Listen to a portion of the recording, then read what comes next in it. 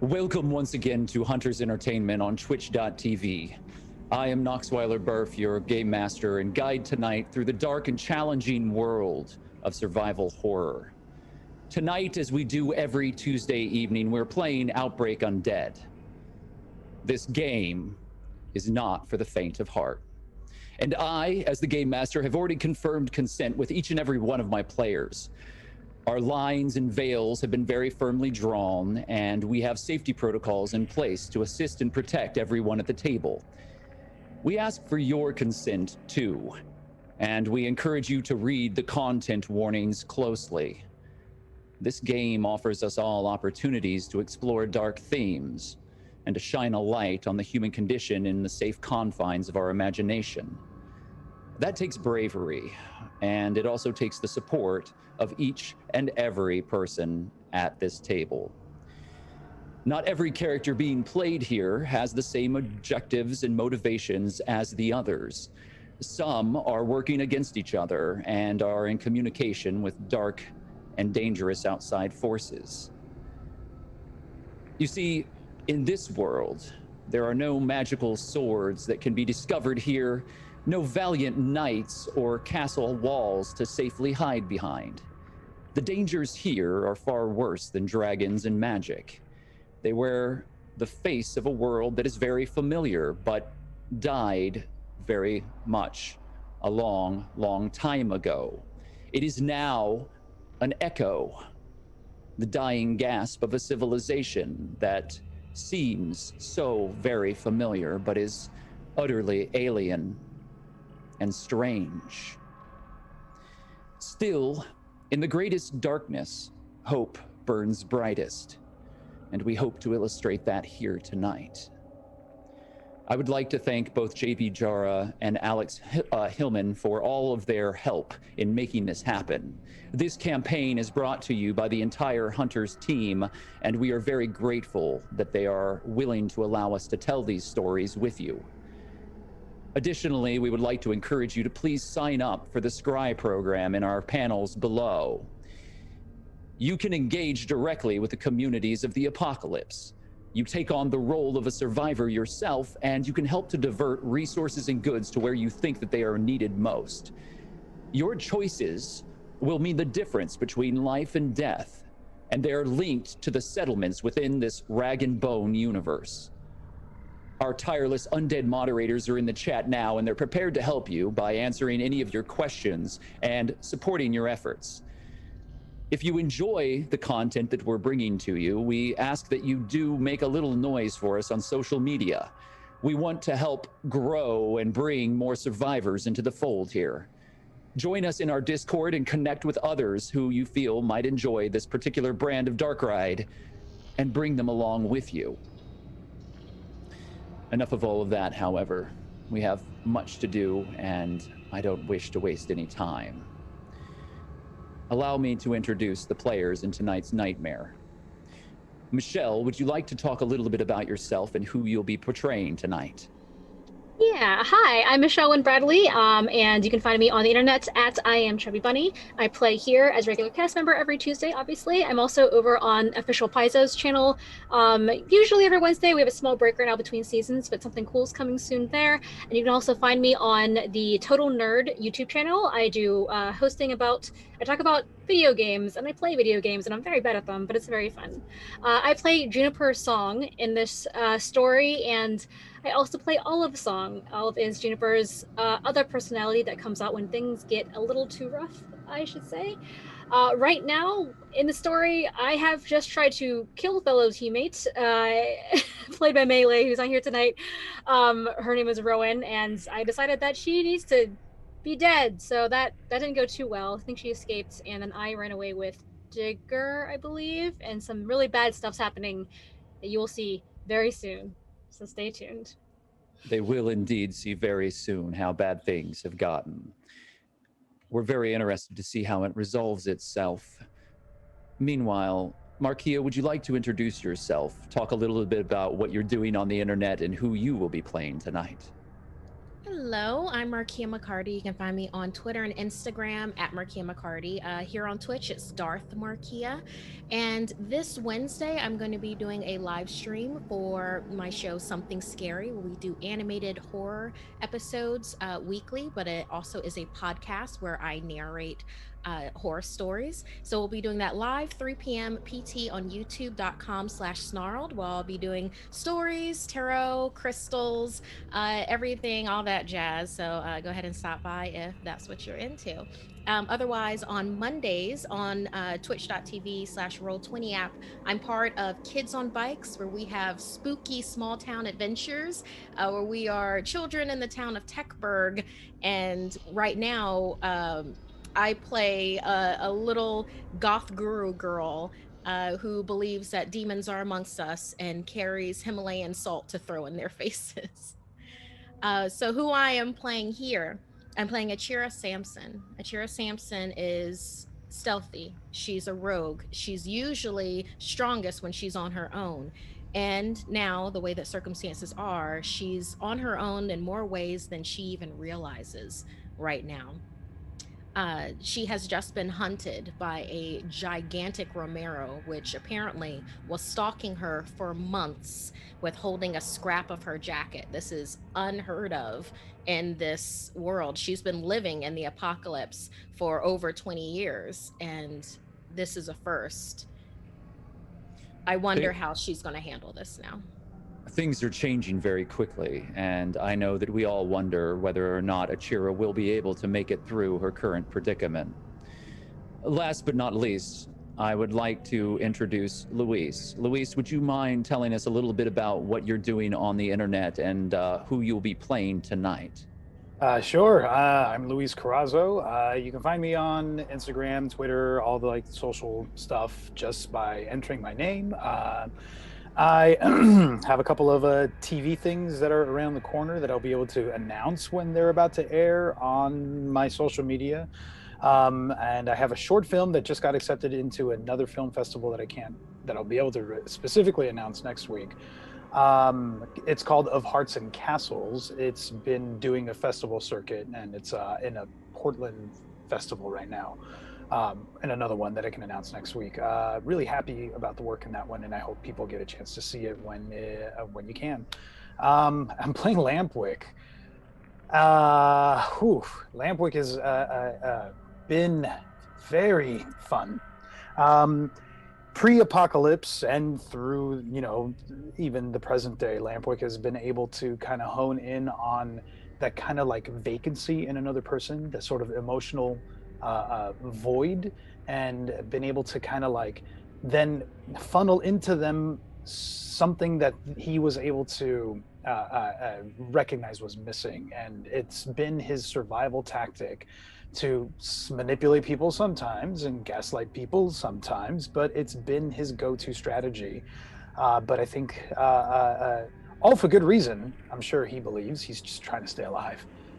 Things are changing now, and I'm really curious to see where the hell we go from here.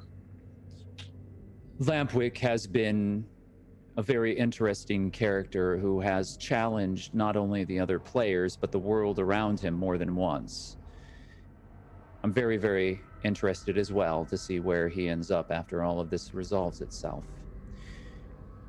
Additionally, we wish to reward each and every one of you for supporting the Rag and Bone streams over these past few months. We're very thankful for your time. We do have 2 special gifts that are going to help to make your personal survival perhaps a little more bearable as we soldier onward into the unknown. On social media, you can follow the path that has been set before you, and you can share and like our Rag and Bone content through all of our platforms. And in return, you'll be enrolled to win a giveaway of an entire suite of Outbreak digital content. Your choices, additionally, have been made. And our next free content Friday offering in the Rag and Bone series is in fact going to be a very close look at our core players and the characters that they have created.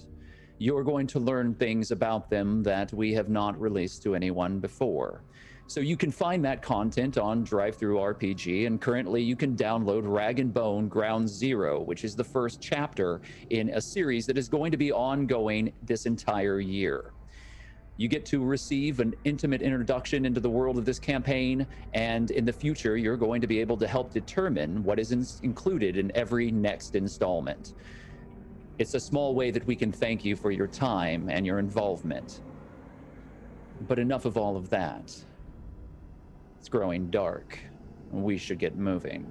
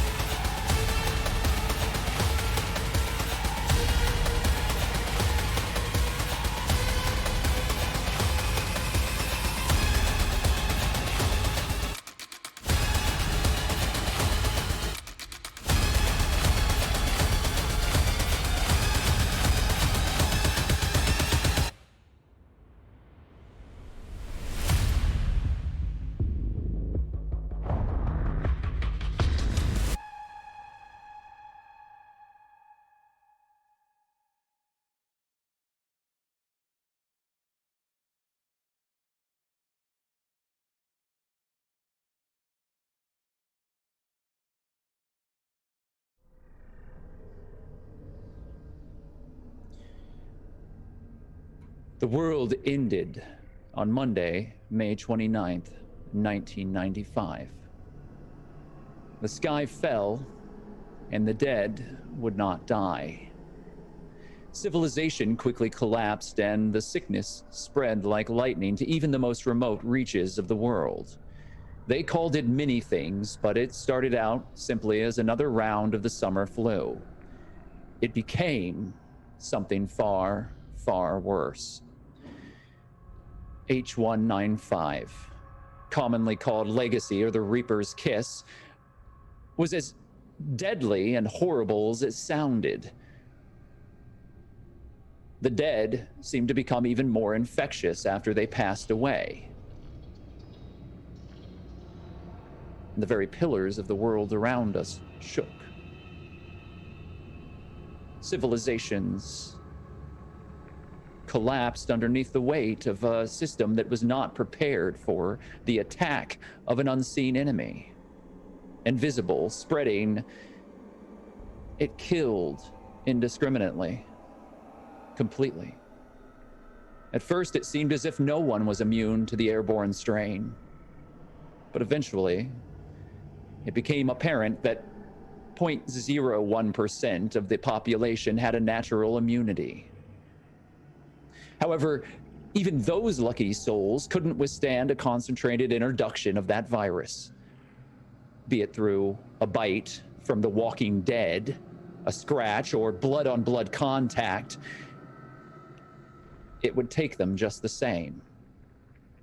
The end of days were like wildfire, and throughout the world, people sought security where there was none to be had. They sought safety where none could be found. They struggled desperately forward. Entire cities burned, but miraculously, some survived. And for the next 25 years, life has limped forward. The world now is a fractured place. Some, few, seek to make civilization anew. The Ender's Line uses old railway tracks to connect the small scattered outposts and settlements across the Midwestern United States and beyond. They are a lifeline in a world that belongs now to the dead.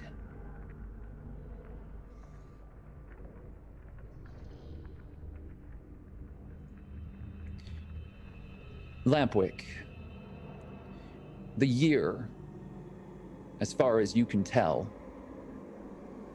is 1997.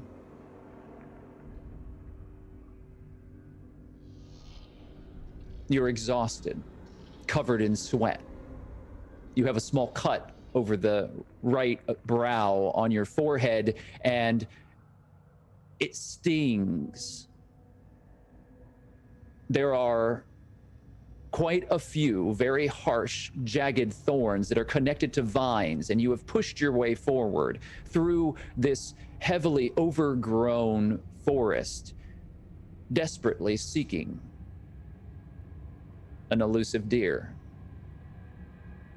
You follow the tracks, and at your back, you have a bow and a quiver of arrows that you made yourself.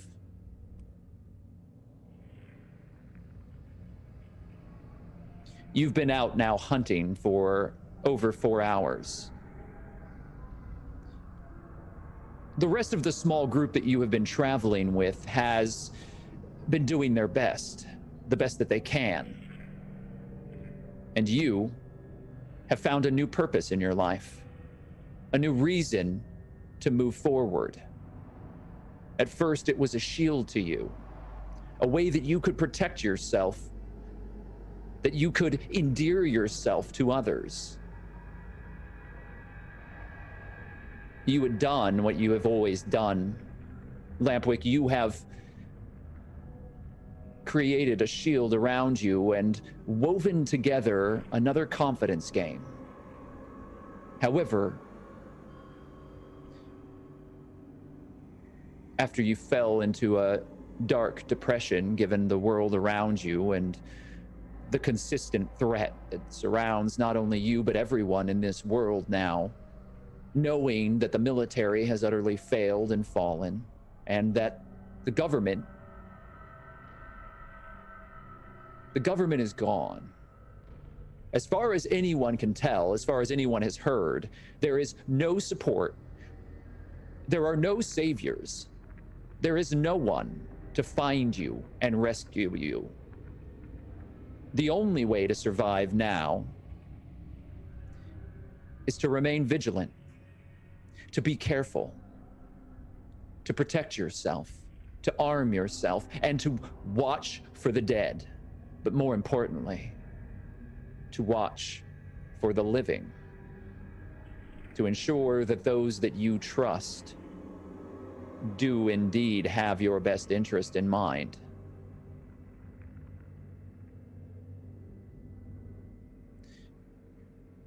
What is the name of your reason, Lampwick? My new reason? Yes. Isabel. Izzy. I started calling her because she reminds me that name hits a little bit too close to home for other reasons, so it's Izzy now. Izzy took her first steps the other day. She was holding herself inside of the trailer, pulled herself up, was looking at you across the way, clean shaven, together, more together than you've been your entire life. And with that bright, curious look in her eyes, she threw one of her chubby, bare feet forward. And for a while, you thought she might take a second step. But the weight of gravity was too much, and she stumbled forward. You, clean, sober, and ready for anything, leapt across the floor and quickly grabbed her before she fell. She giggled in that moment, and blew a spit bubble. It caught her by surprise, and she laughed even harder. You, in that brief split second, came to the realization that you were more in love than you have ever been in your life, and that you question whether or not love had ever really truly found its way into your heart before this child became your daughter. This is no longer a confidence act. This is the first real thing that Lampwick has had in his life. Do you feel that Lampwick has anyone else in his life at this time? Not like this. No, everyone else are just still a bit of a means to an end. Probably some people feel like they're much more connected to me than, and I let them think that. But no. There are 6 people that have managed to stay around with the small caravan that you have traveled with, and some of them are rather useful. They all have done their best to support you, and each of them is a part of this small community that has been formed here. You realize that you need insulation. There's very little hope for this infant child in this world. And if you're going to give her every opportunity to survive the days to come, it can't just be the 2 of you. It won't work. There's no clear way.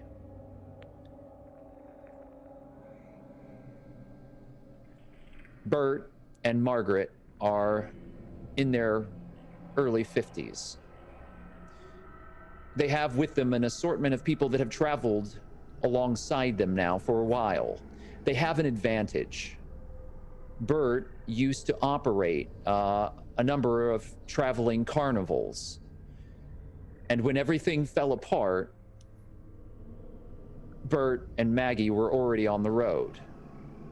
Both of them were able to avoid the cities. They knew all of the best camping grounds, the most secluded spots across these quickly filled and tattered highways. And if it wasn't for the 2 of them, you and your small survival unit wouldn't have been able to navigate these current waters. All of what was once known as Pennsylvania has fallen apart. The highways are glutted with 1,000 permanent highway markings that are burnt and battered, cars that have impacted one another, entire big rigs that had flipped over, blocking large swaths of the highway entirely. Motorcycles, in some respects, are able to make their way through, and your small collective has one that has been able to be cleaned up and maintained. Other members of your current collective have been able to see that the vehicles have at least been gassed up and that you're carrying enough supplies to last for a short period of time. It's not been enough. The danger falls in trying to get into the cities, in trying to make your way into those areas where the dead roam in the most highest concentrations. There are so many of them. They roam and hunt. These vicious, undead things. Someone within your group has come to call them Romeros, something that they heard from another group that was passed on at a truck stop. The Romero. It's a sick parody, really. You used to watch those movies, everyone did, and anyone from the Pittsburgh area was proud of George Romero and the legacy that he left behind. Part of you wonders if that old man is still out there somewhere. If he is he ashamed of what he's done? This name has become synonymous with death and destruction. You've burst through the tree line. You've broken through the undergrass and pushed your way past these vines, and this small cut on your forehead stings. You're sweaty and you can't follow the tracks any further. I would like very much, Lampwick, for you to make a roll for me.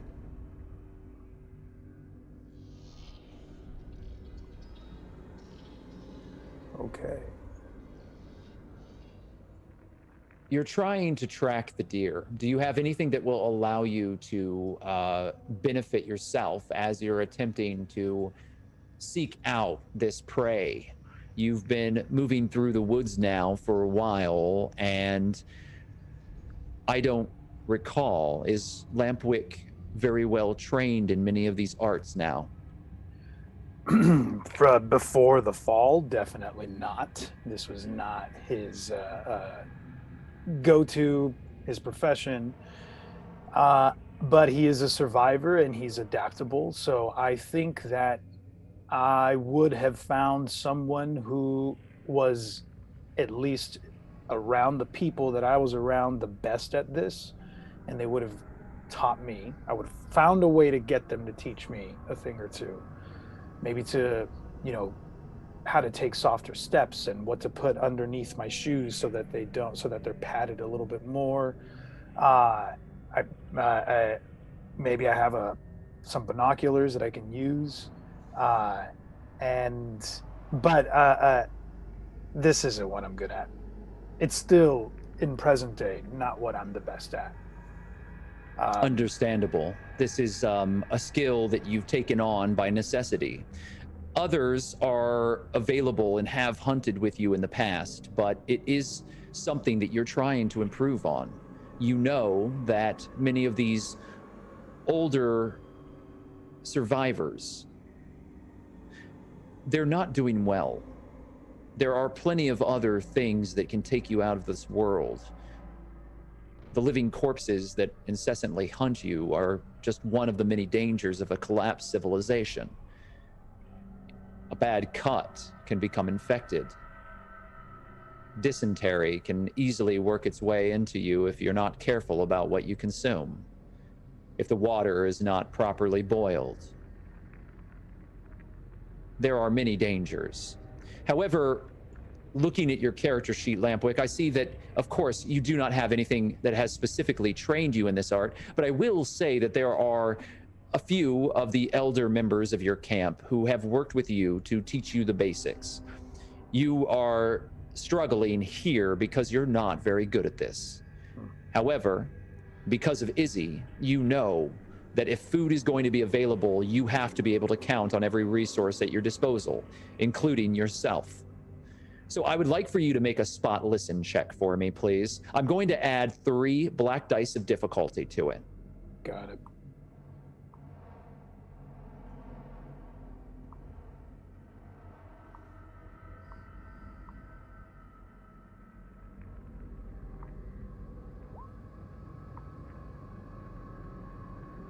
You have 1 degree of failure, Lampwick. Mm-hmm. Now, you do have your full complement of competency points. And I have to wonder, are you willing to use some of those competency points in this moment to change the effects of this failure? I personally would like to bank them, but in this moment, Lampwick would pull upon whatever he has in his reserves for Izzy. And because of him, I'm going to use 2 to make that a success. Because of your daughter, you're going to use 2 to make it a success. Now, that is your choice. You do not have to succeed at this. That can just be understood that fate was not in motion here. You were unable to find your prey. I understand. This is what makes sense to me for him right now, though. I will offer you another alternative. if you would like, you could spend a single competency point, and I will buy that failure off of you for 50 risk.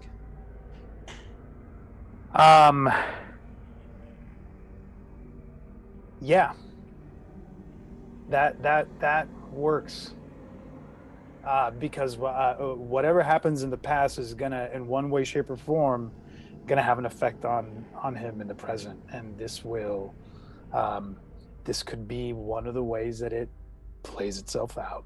So I will take you up on your offer, sir. Excellent.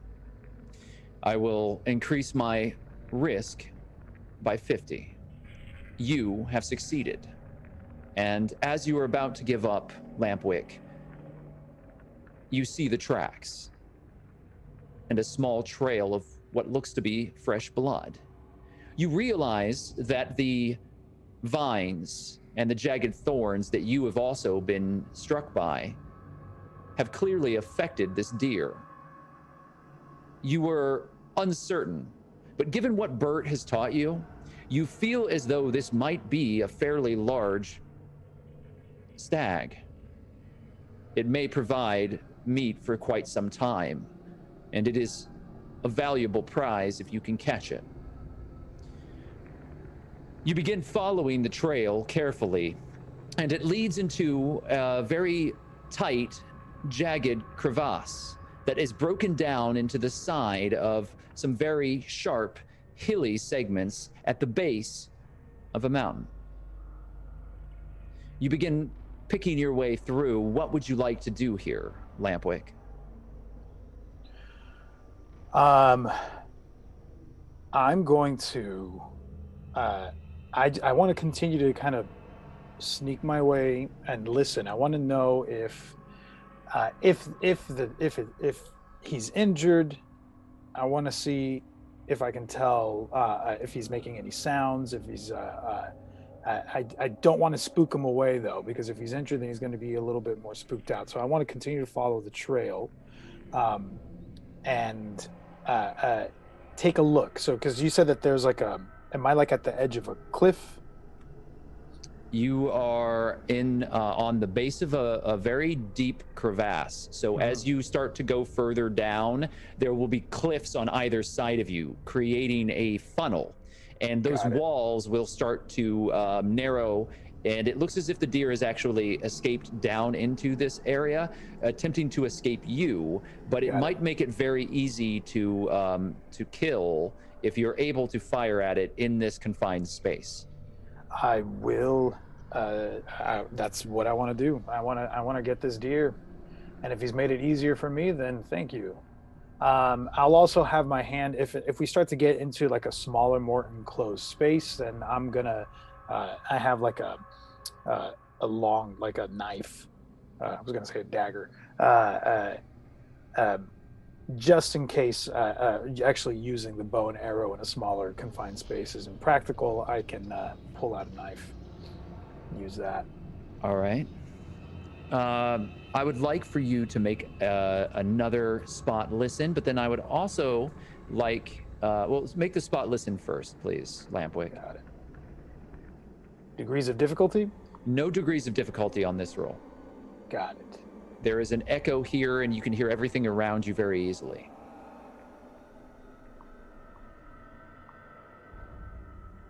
Oof. I am not seeing your roll. What did you get? I got 5 failures. 5 degrees of failure. It's interesting that that's not shown up on my roll 20. Oh, there it is. Yeah, 5 degrees of failure. You are not going to notice anything. I don't even know if you're capable of mitigating that. I am not. So you are going to continue to move forward unaware of anything around you, and you are very much honed in on the small trail of blood that has been trickling down into this dark ravine. You move deeper and deeper after your prey, Lampwick.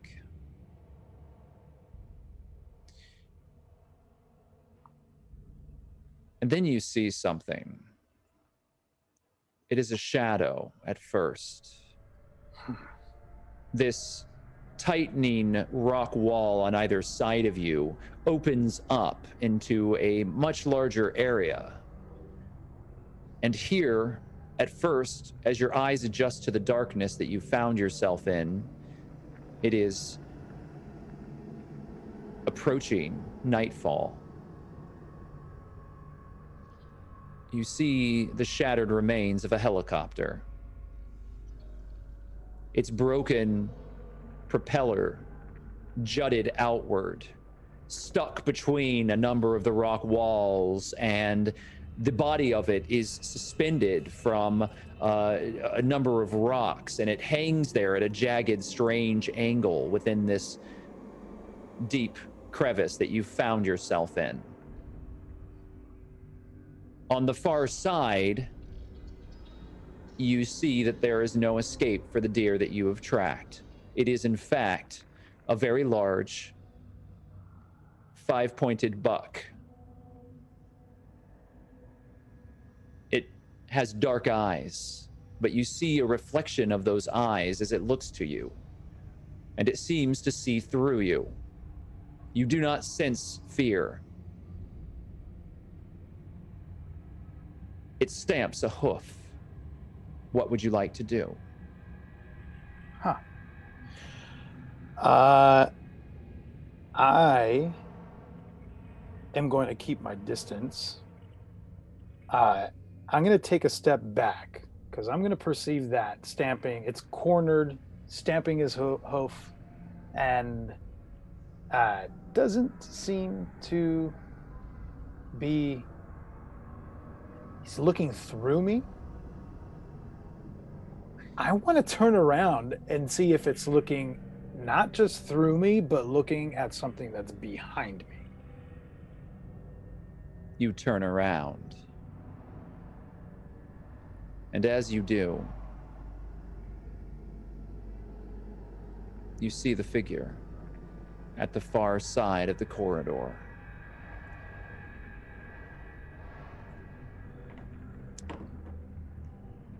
There are two of them. They're wearing fatigues.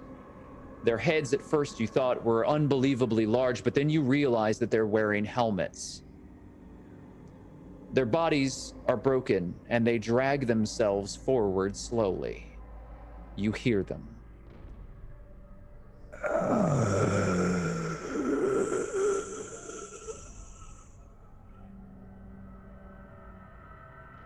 You realize that two of the dead are behind you. What do you do? I'm going to step into the opening, and I'm going to go along the side, so I'm not going to move directly to the deer, but I'm going to quickly and quietly move away from those things that are dragging themselves to me. You take a step forward, and the deer, this large buck, stamps its hoof again, and you hear as it snorts in anger. How far away from me are these Romeros that are dragging them? Are they on the ground dragging themselves to me? Is that how broken they are? They are standing and walking in a broken manner towards you. They are perhaps 30 feet away. I'm going to move 30 feet away. I'll need your intention, and then we'll have to formulate what it is exactly that you're going to do. I'm going to do what Lampwick does, which is I'm going to slowly move in between, along the wall, carefully, and I'm going to be reading the deer to clock its aggression. I'm waiting for the moment that the deer and these Romeros notice each other. My goal is for their attention to move from being on me to being on each other. You're going to carefully navigate yourself around the edge of the wall of this crevice so that you are not specifically in between either of them, but so that they can meet one another. Right. I'm going to have you make a stealth check, please. Got it. And I'm going to give you 2 black dice of difficulty. Also, be sure to roll 2 blue dice for the speed of that action so that we can determine at what point you do this. Copy that. Whew. You are very lucky, Lampwick. Yes, I am. You have 1 degree of success, and you have rolled a 5 on your speed, which is exceptionally good. You are the first to act. Lampwick presses himself against the wall and very quietly and carefully moves himself out of the range of sight of both the Romeros behind you and the deer in front of you. The deer, this large buck, is snorting heavily now. Its eyes are rolling and it rears up, not from your careful maneuver, but from the smell of the dead, of the danger that it brings. It releases this strange moan, as if it were screaming out in terror. It rears up again and clambers its hooves against the rock walls, hoping to perhaps catch on and pull itself up higher away from what is coming towards it. The dead have entered into this ravine. They are the pilots of the helicopter that hang above you. Their bodies are, as I have described, heavily damaged. They are emaciated, but a cloud of flies swarm around them in thick black legions. They are covered in maggots, and the smell reaches you. These bodies have been rotting in the sun for some time now. One of them is dragging its intestines, distended and gray, behind it. A wound that most likely killed this person, perhaps in the wreck, or perhaps some wild animal found its way to them before they turned and began to make a meal of them. Either way, this trail of intestines is being dragged limply behind the dead as it continues to forward, push past all of the darkness that lies between you and the deer.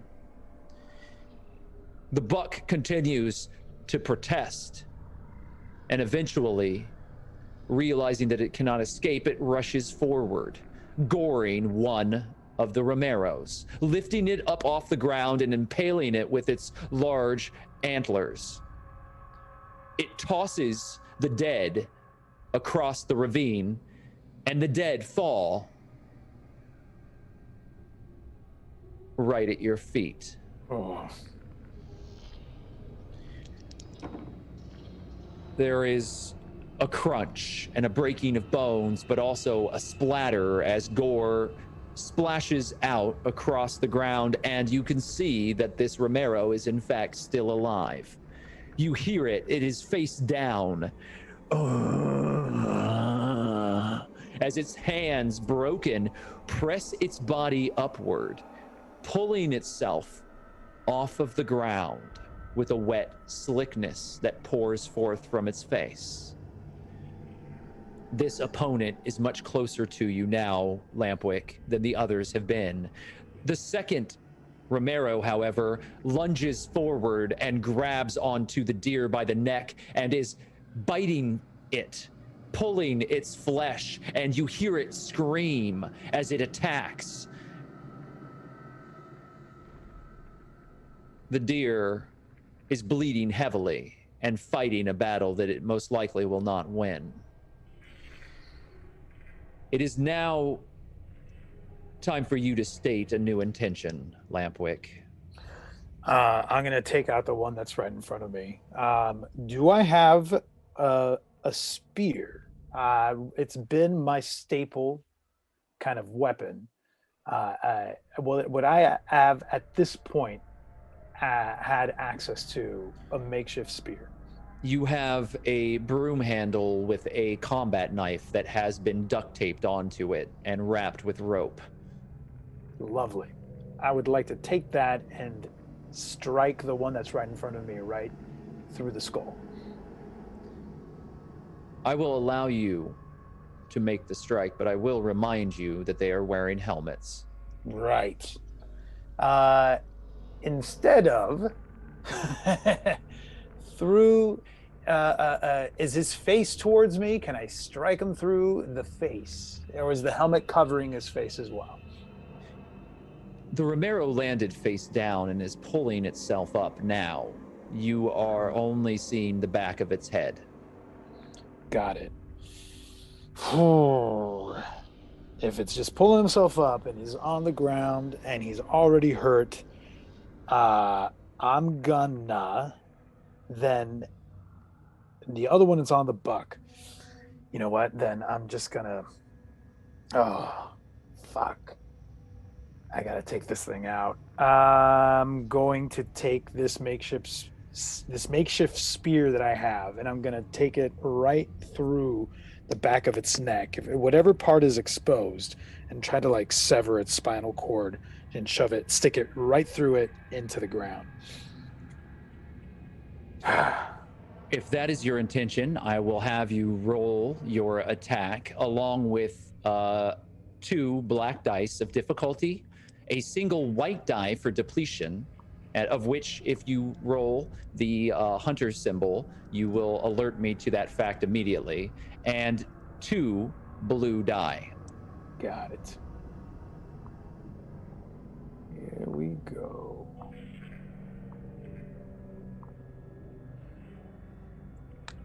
One success. You have a single success. You have rolled a 6 on your speed, and your depletion has not rolled a 6, which is very, very good. You have not broken your makeshift spear in this attack. As Lampwick stabs downward,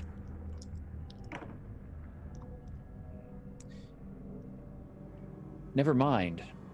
I am going to be acting before you, Lampwick. Oh. The Romero in front of you finds its feet and turns towards you. You see a broken jaw filled with shattered teeth that seems to be permanently open. Its bloated tongue is lolling out of its mouth, and its eye sockets are completely empty. It groans as thick blood drips from its open mouth, and this helmet encases all but the smallest of sections of this horrid face. It's heavy and it seems to throw it off balance, but it lunges forward at you, hoping to grasp onto you.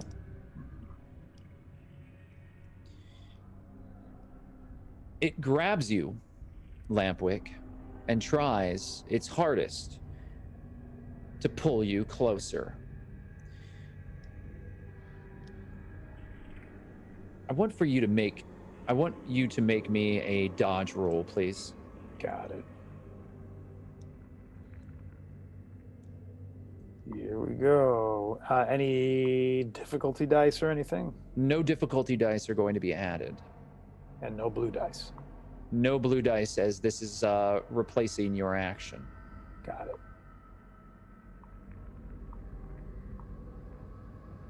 Whew. It grabs you, and you do manage to slip to the side as it falls forward. You have repositioned yourself, and while you will not be able to make your attack with your spear, you will be ready to attack it in the next combat. Got it. The deer on the other side of the chasm, however, is not so lucky. It has bucked this Romero off of it. However, you see this enormous gash, this hole that has been ripped into its side, and it is rampaging through the area around you, running in circles and stomping down. It steps forcibly onto the chest of the Romero that attacked it, and you hear wet, slick bone shattering underneath its chest as it continues to try to find a way out, but it seems confused as it runs horns first into a wall, and one of its antlers shatters. It falls to the ground and its legs kick outward as a pool of blood forms underneath it. It begins crying out and jolting, trying to stand, but falling back down. Oh. All right. It is now, again, your turn to tell us what your intention is in this moment. The one that it stomped on, is it utterly destroyed? Is it incapable of movement? It will most likely never stand again. However, its arms are still waving wildly, and it is pulling itself closer, dragging its broken body closer to the deer on the ground. And the other one that just lunged at me is still capable of movement. The deer didn't do much to that. The one that is standing near you has not been effectively slowed in any way. Then I'm gonna go and I gotta go for that guy, take him out. I'm gonna try to take these two things out and hopefully take back at least something from the deer. Very well.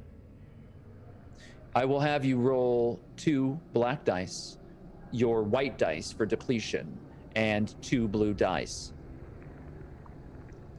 You can build your dice pool and make your roll. Got it.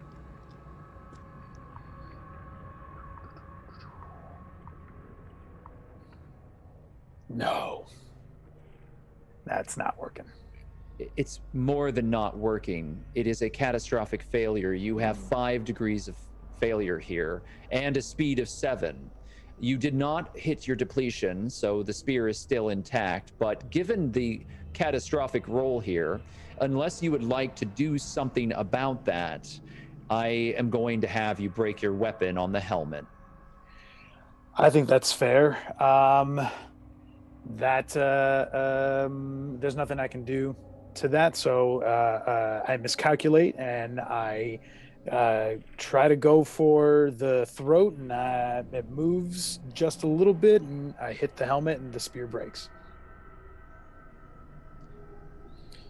And the then wood shatters underneath your stab, and the knife itself is embedded into the helmet of this Romero, who continues to lumber forward towards you.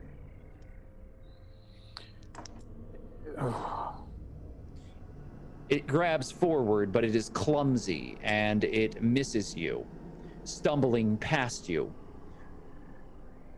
The other Romero grabs onto the dying remains of this deer and begins to rip into the internal chest cavity of the deer, tearing forth warm, steaming guts as it begins feasting on the kicking animal.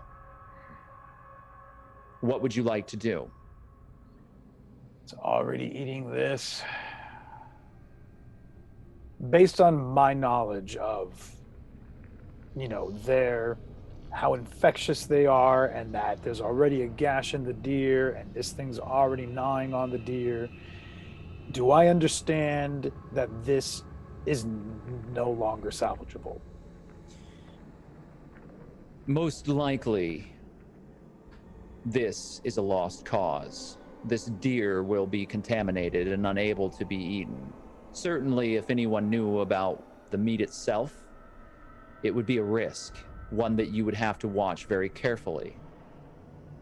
You wouldn't want to eat it yourself without offering it to someone else first.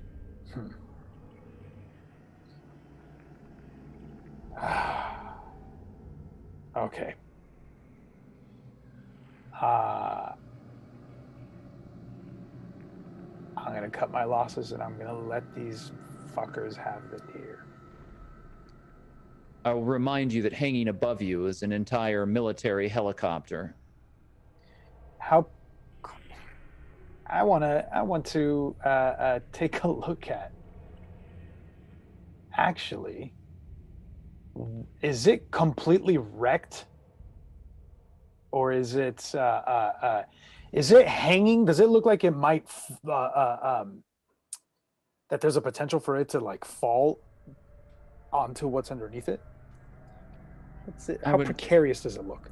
I'll have you make a spot listen check to determine whether or not you can determine that.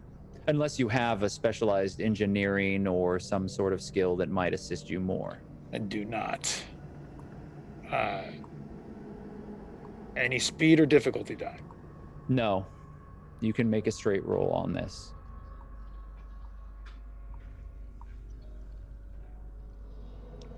One success. With one success, you believe that it is fairly well wedged into the rocks. However, it is hanging, and part of the propeller is what is suspending it in this precarious place. If you were able to climb up to it, you feel that you would be able to fairly easily enter into it and search it. The front end is badly burnt. It is a bit of a shell. However, it does look as though the interior cabins, which you can see through a small crack, have not been burnt. Then only the exterior.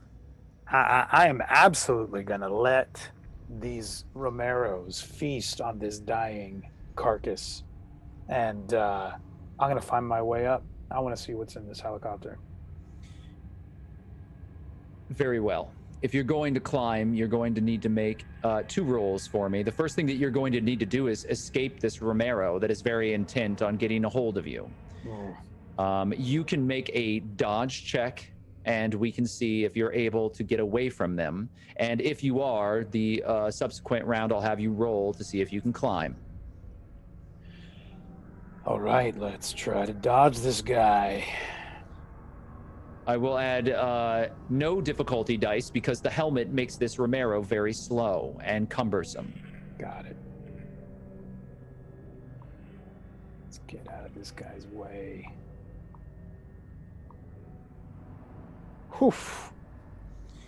You very barely slip away as the Romero lunges forward. Now make a climb check for me, Lampwick, as you attempt to scale up the rock to the side and attempt to grab onto the landing bars of the helicopter. Come on. Shit. That's 5 degrees of failure. Now, Lampwick, this is a very crucial role for you. I'm feeling generous. I will buy any number of your failures from you. However, the price will remain the same. If you have any competency, you then could turn this into a success. You're going to buy them each failure for how much? 50 apiece. Each? Wow. Oh, man, I can't do that. Oh, crap. I need to sell you 2 of those so that this is not a catastrophic failure. I will take 2 of them from you then, and you will still fail. You leap forward, you grab onto the landing bar, and you, from exhaustion and the day's exertion, are unable to pull yourself up. Your muscles fail, and you fall harmlessly back to the ground. However, your opponent has found you once again, and rather than going to the feast of the dead deer, it seems to be intent on something more fresh. It stumbles forward, and I need to know your intention. I am going to roll out of the way. I'm going to roll out of the way to the side. I know this thing is stumbling and is going to try to fall on me. I'm going to try to just roll out of the way. Make a dodge check for me, and I will have you add 2 blue dice. No difficulty. This thing doesn't have a jaw. Does it have teeth? It does, and it does have a jaw. It just feels as though the jaw is permanently opened. So strange. Oof. It is distended and horribly rotted. Ugh. All right. 2 blue dice. Did you say any difficulty dice? There are no difficulty dice. This roll will be natural. Just a straight dodge roll. Come on, baby. It Not a seems good as though roll. Lampwick's luck has run out. You have At least in this 5 moment. failures. 5 degrees of failure and a speed of 2. Thankfully, your opponent has missed as well. However, the degrees of separation are not quite as bad as your dodge roll. You roll out of the way and you hit the wall. You realize that you have nowhere to go. You're backed into a corner, and this thing is still coming towards you. What do you want to do? Okay. Is it far enough away where I can? You know what? I'm gonna go for it. I'm gonna take out my knife and I'm gonna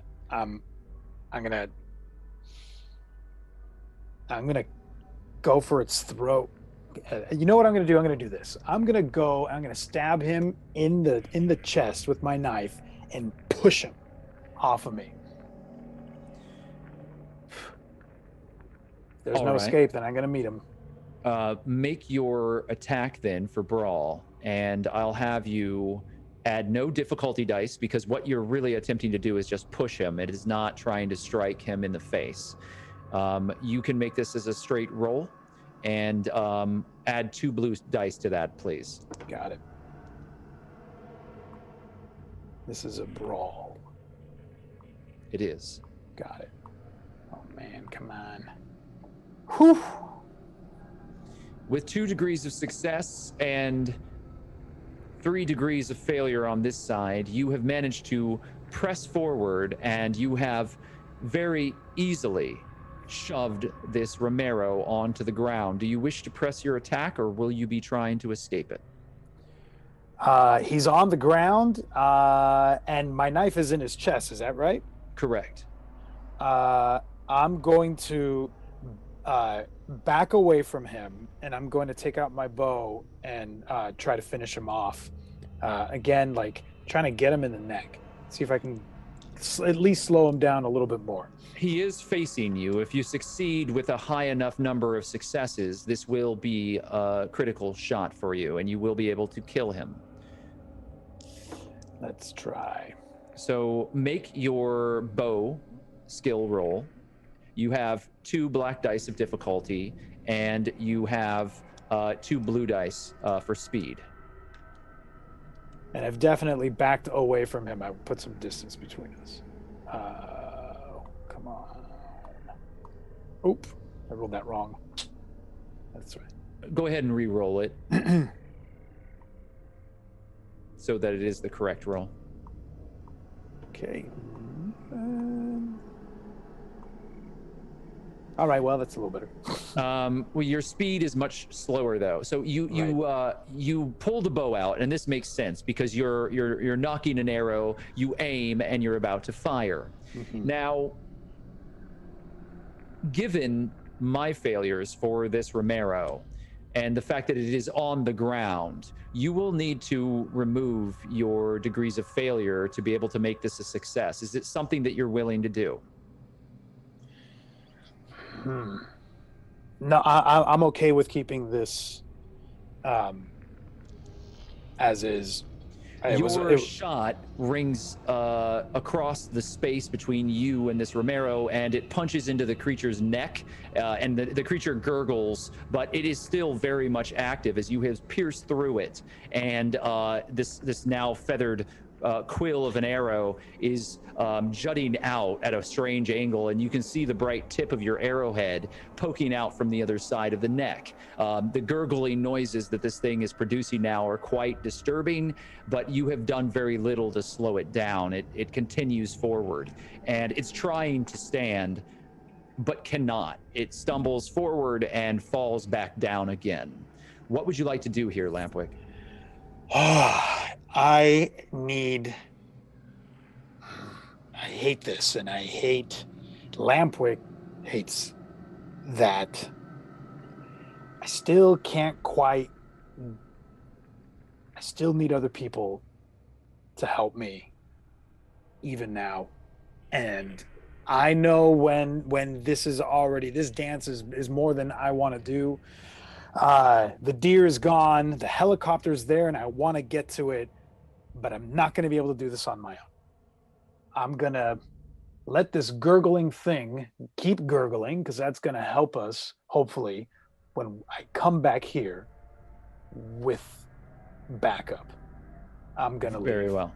I just need you to make a single dodge roll to be able to escape, and then you can dart down the long corridor that you came to. The one that you entered through, the only corridor here within this ravine. Got it. Any No difficulty. It is a straight roll, but I would ask that you roll 2 blue dice so that I can know your initiative order. Copy that. As Lampwick has decided to abandon this task. Lampwick, I am sorry to say you have again failed your roll. You have 4 degrees of failure, and this creature most likely is going to grab onto you and prevent you from easily escaping. You're operating on a 6, however. It lunges forward and it grabs your pack. It's grabbing onto it, pulling at it. If you abandoned your backpack, you will be able to escape. I will do exactly that. I'm going to leave it here, and I'll come back for it later. Your pack slips off of your arms, and you dart down the long corridor.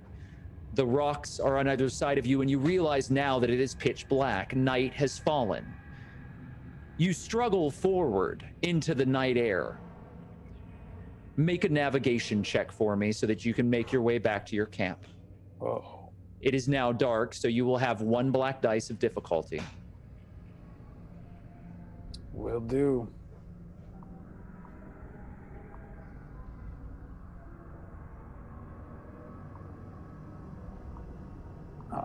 Okay.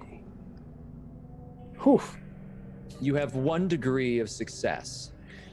This game.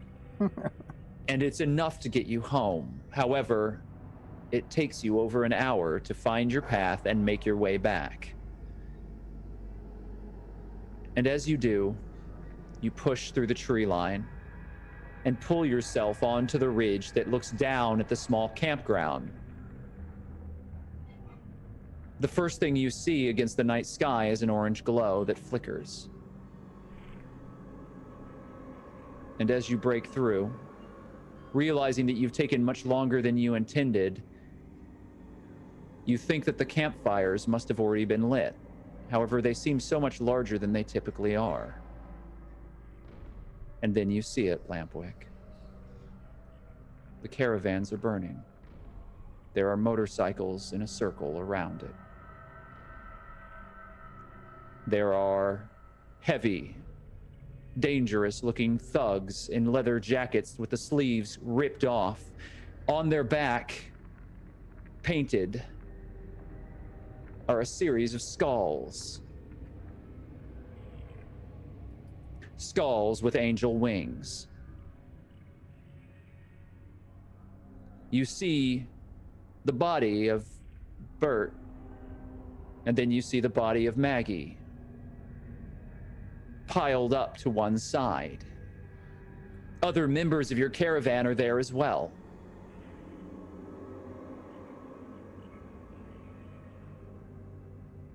The individuals are carrying shotguns. Some of them are carrying submachine guns. There is a very large truck, and they're loading the supplies from the caravan, the propane, all of the gas, everything onto the back of this truck. There are perhaps 10 motorcycles in total. Twice that in armed individuals, all of them dressed in a similar fashion.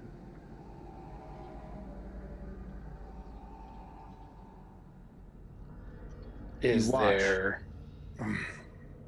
You watch as it burns. What do you do? I'm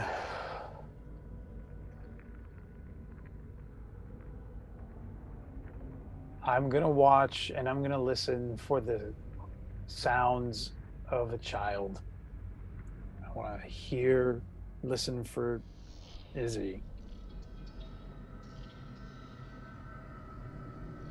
Make a spot listen check.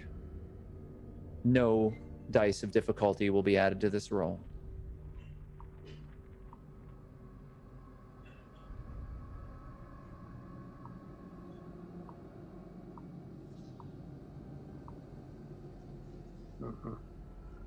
You hear nothing.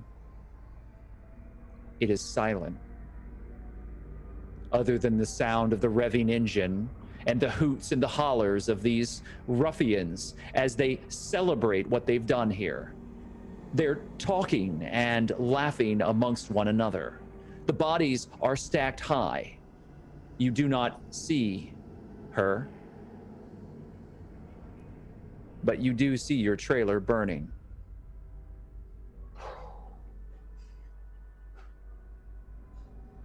I'm going to start to head towards the trailer. I need to see if she is there. I need you to make a stealth roll. You're going to add 2 black dice to this roll.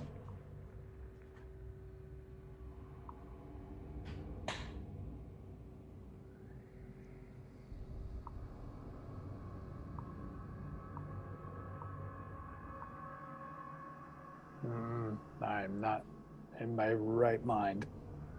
You're not being careful, Lampwick. You have 5 degrees of failure. Are you going to allow that to be catastrophic?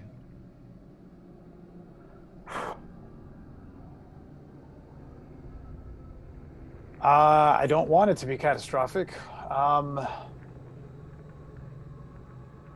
Would taking one of those away make it not catastrophic?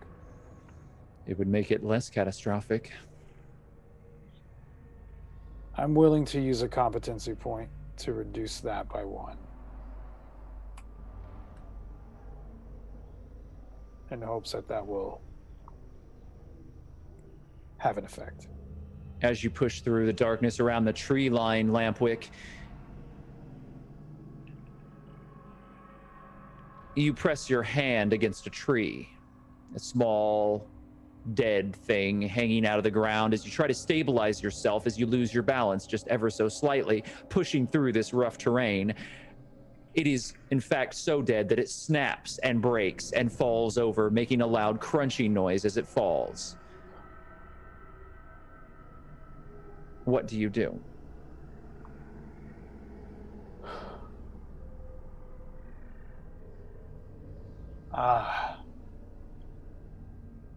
It's dark. There's fires. There's a ruckus going on. I'm going to drop down and try to hide behind some of the brush in the hopes that I didn't draw any attention to myself. Just kind of crouch down. The laughter stops. The engine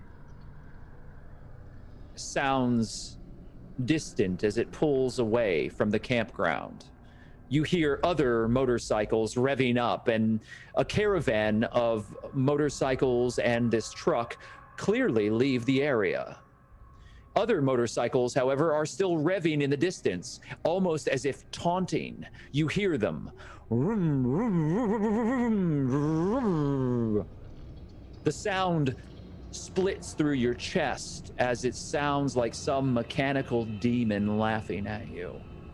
And you lie face down in the dirt and the dead leaves, waiting. Eventually, you see a flashlight flickering above you as someone is not far away looking for the source of that sound. You see that light fall upon the tree.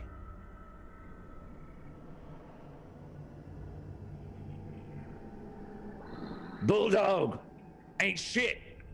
Come on, another one of them deer. Get your ass away from there. We got business to attend to. Yeah. The flashlight turns and leaves you in the dark. Lampwick, do you do anything? I don't do a damn thing. I wait. About half an hour passes. The motorcycles leave. You hear them pull away, spinning through the dirt, celebrating with the engines revving over and over again, their back wheels pushing against the dirt and kicking that dirt directly into the burnt remains of the caravan that you once traveled in. Eventually, you're alone, Lampwick, in the dark. I go to what's left of my trailer, and I'm looking for my kid.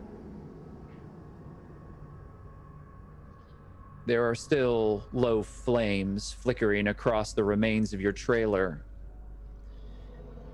You push through the broken doorway. It looks as if it had been forced open.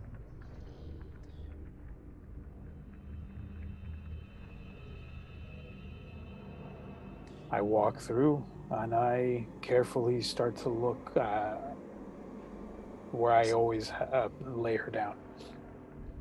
The first thing that you see is the burnt body of Susanna, one of the women in the camp. She has a bullet wound, and her body has been heavily charred. But you can see that she was very clearly shot through the head. She seems to be trying to block the hallway deeper into this destroyed, ruined caravan. I make my way through to the other side of that. Lampwick, you step into the bedroom, and then you fall to the ground. The weight of what you see pulls you like an anchor, and you are never, ever the same again.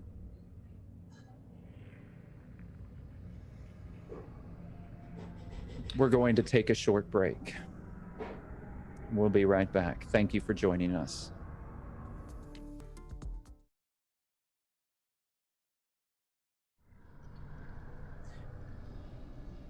Welcome back to Hunters Entertainment on twitch.tv. I am Knoxweiler Burf. I am your game master tonight, and we are playing Outbreak, Rag and Bone. Achira, your feet are sore and covered in blisters. Your sneakers have been worn down to a stub. The soles have been ripped and shredded, and you have taped them up a number of times as you continue to walk down the jagged streets. Upon your lips, the same words, repeated over and over again. Marcus, Amanda, Nora, Omar, baby Faith. The year, as far as anyone can tell, is 1998. You have found your way beyond the military outpost. You thought that you could care for them all. You thought that you could save them. You thought that you could be the parent that they needed. You quickly realized that you could not. And once again, Achira, ever since your brother passed away, before all of this happened, you find yourself alone. Your supplies are running out. You've been careful. You've avoided other people. But the cities have been well picked through. Everything is burnt or destroyed or covered in the Romeros, the walking dead that are incessantly surrounding every outpost of what was once civilization. You haven't seen another living person now for over a month. And you've been doing what you have to survive.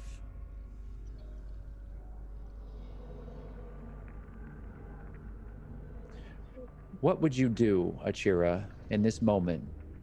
Where would you go, and where would you find some way to sustain your survival?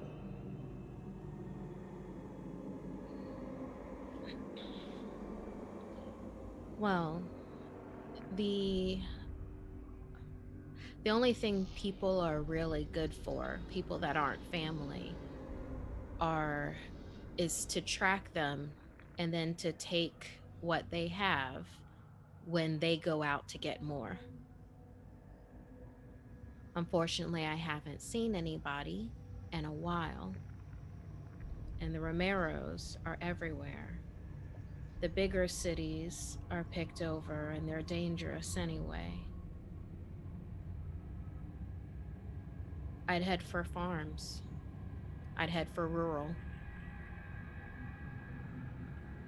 You've been walking now for quite some time. This is a country road.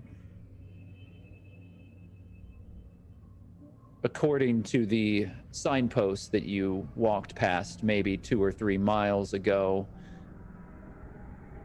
this is Statler Street. It is a state road. The open, empty remains of what was once a flourishing field stretch out to one side. On the other, open, forested land, trees that head off into the darkness. The sun is riding low against the horizon, and you know that soon it will be dark, but you typically travel in the dark, don't you? Yes. People see you better when it's light out. And right now, your day has just begun, hasn't it? It has. Nights are when I'm busiest. You started to move this direction because you had seen something in the horizon last night. It took you a while to be certain that you weren't imagining it, but now you're confident because it returned about an hour ago. You see a wisp of smoke in the distance. Not large. A small, controlled plume of smoke on the horizon. And it fades out into the scattered sunset as it bleeds red and orange and purple across the sky. It's funny, but in the years since the world fell apart, nature has been returning rather quickly. This old concrete road that you walk upon is already heavily broken, and there are small trees sprouting out from certain areas between the cracks, and there are tall grasses, and the fields that were once meticulously plowed in this area have fallen wholly into disrepair and have been claimed again by heavy, thick undergrowth. But that plume of smoke beckons you forward. What would you like to do?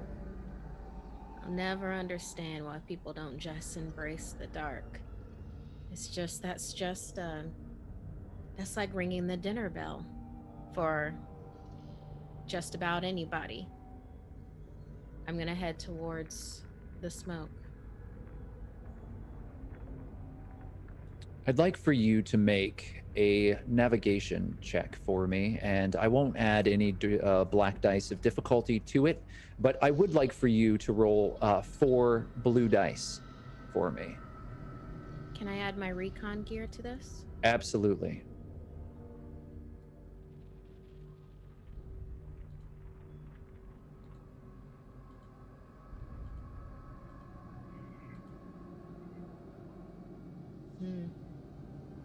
You have 1 degree of failure.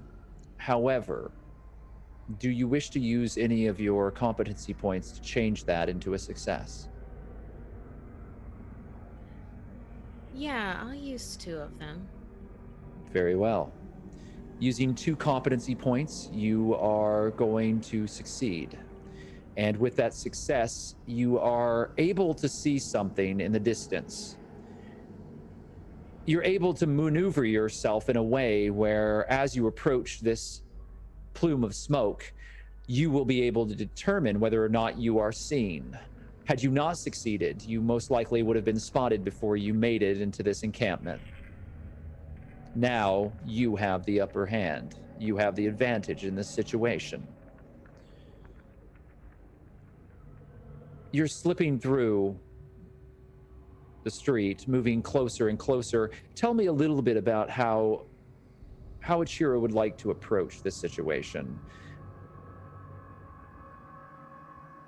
Well, right now, Achira is dressed in somewhat darker clothing, but it's still, it's not clothing that broadcasts that she's alone. She always makes sure that her jacket is clean, and she always makes sure that her pack is half full so that you can quickly fill it with whatever you can get your hands on and then keep on moving out.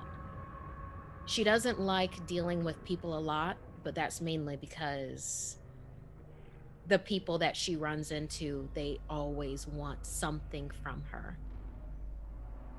And it never ends well for others. Do you have the intention to try to conceal yourself as you approach? There seems to be a series of tree lines that are wrapped around where this smoke is issuing forth from. You have yet to see the source of it, but if you continue down the road as you have been, you will be led directly into this place. Achira's definitely going to stealth and watch first. That's what she learned the hard way, that you have to do that first. Otherwise, you end up having to kill old people. I'd like for you to make a stealth check for me. There are no black dice of difficulty, but please, once again, roll for me 4 blue dice. Can I use my recon gear with this? Absolutely.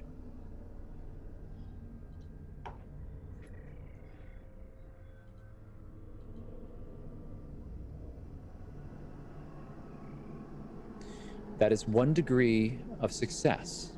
And you have rolled a 13 on your speed die, which, considering that you are rolling 4 blue dice, that is exceptionally well. You very carefully and quietly pick your way through the trees. You move through the dry undergrowth without making very much noise at all. And as you carefully push forward, you come upon a series of tents. There are 4 of them. They are fairly small, and they have been spray painted to try to knock down the bright neon colors that they once bore.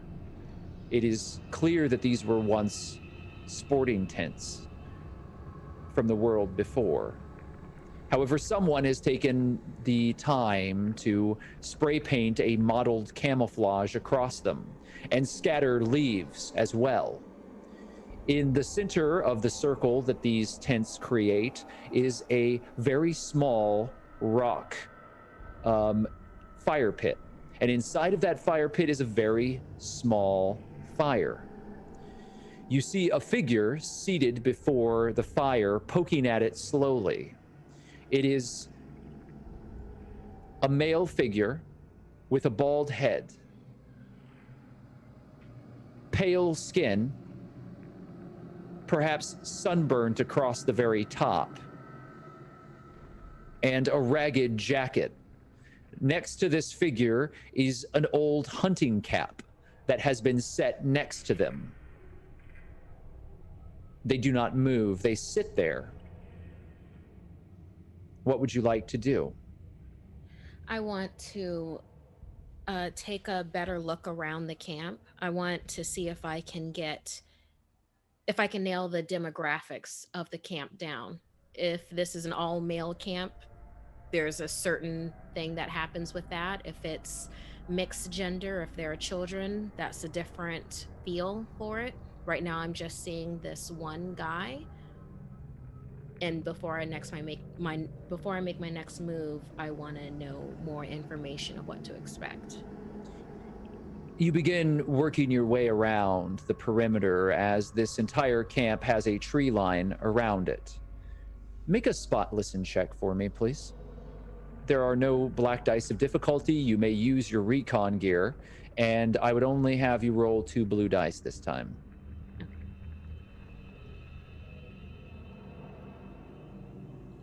You begin creeping carefully. Again, the underbrush is fairly heavy here, but you're able to move through it due to the skill at which you've accumulated your abilities to be able to carefully and quietly move through places. Your spot listen, however, has 1 degree of failure. Do you wish to accept that failure, or would you like to do something about it? She's been traveling on the road for a while, living hand to mouth. I think it would make sense for her to not be at 100% right now when it comes to looking around. You don't notice anything that seems odd. This figure is has a scarf wrapped around their neck now that you can see them from the other side. You can't see much of their face, only the upper part of their face as they look down into the fire. So you see the bald pate of their scalp, and they seem to be wistfully looking into the fire and just staring into it as it burns there in the center of this camp. Additionally, however, you do see a number of small boots. They are the size of children waders, like fishing boots that would be used for moving across river areas. They are 2 sets of them, and they are lined up outside of one of the tents. Additionally, you see a clothesline with a number of different outfits hanging from them. Very clearly, you see what looks like a sundress hanging from one of them. All of the clothing seems to be fairly youthful, and this older man seems to be the only male in the vicinity. However, you do not see other people here.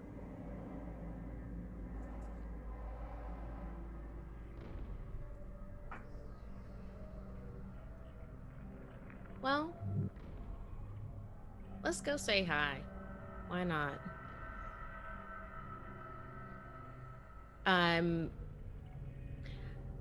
Achira is going to have their hand scythe, which they always have that concealed but readily available. The weapon that the person will see is the 22 rifle that Achira will have slung over her shoulder. So Achira steps out from this grove into the center of this encampment, and you are not concealing the fact that you have a rifle on your back, although you have concealed your hand scythe. Always. The figure in the center doesn't seem to take much notice of you, and continues to sit there looking down at the fire.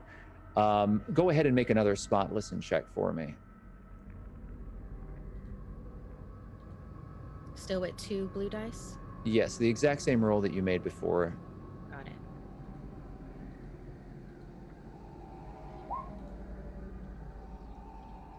it. Well, not exact same result, but basically The same result. So you, unless you would like to change that, you don't notice anything out of the ordinary. And this figure doesn't seem to hear you at all. It doesn't respond when you step out. What would you like to do when you make your appearance?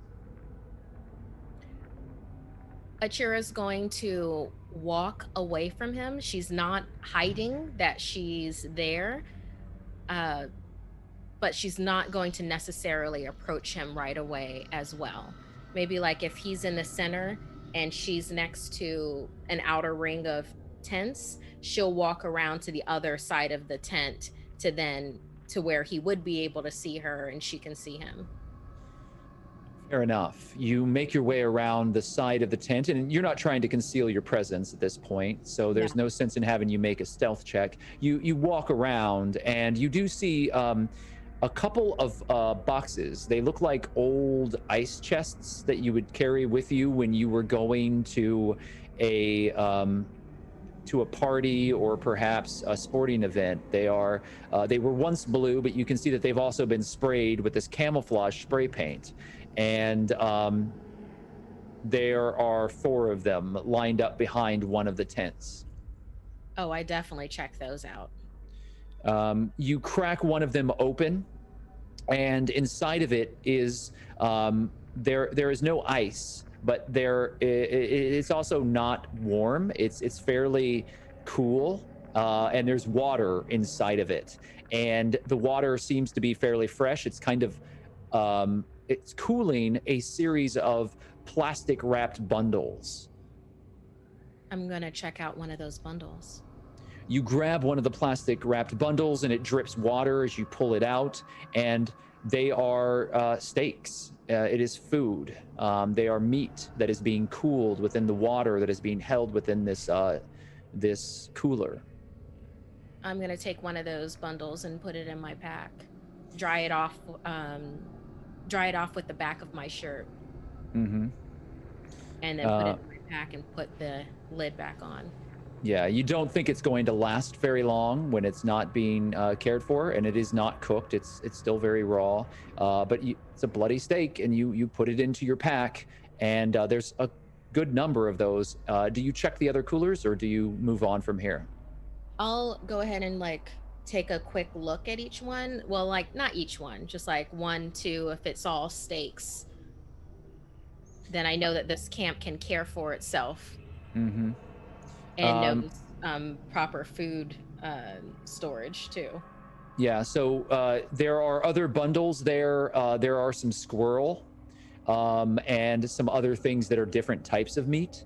But the majority of it seems to be similar, like wrapped bundles, like what you're dealing with. Interesting.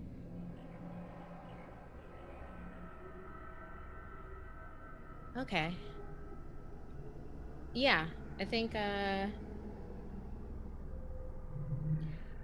normally Achira would just grab these bundles, put them in her pack, and then disappear into the night. But she's been traveling for a while. And maybe she wants to give people another try. It's been a while.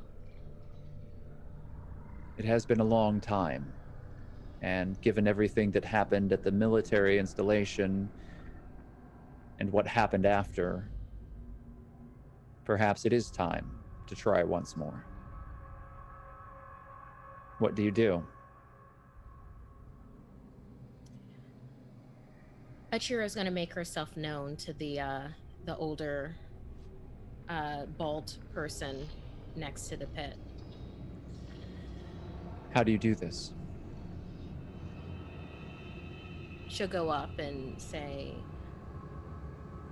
you know, it's best not to light a fire at night. If you light a fire earlier in the day and boil it down to coals, then you don't leave as big of a smoke trail. The figure doesn't move, but they're breathing clearly. They still look down at the fire, and eventually you see that they do find you with their eyes. You see wide, scarred eyes beneath that scarf. I need you to make a final spot listen check.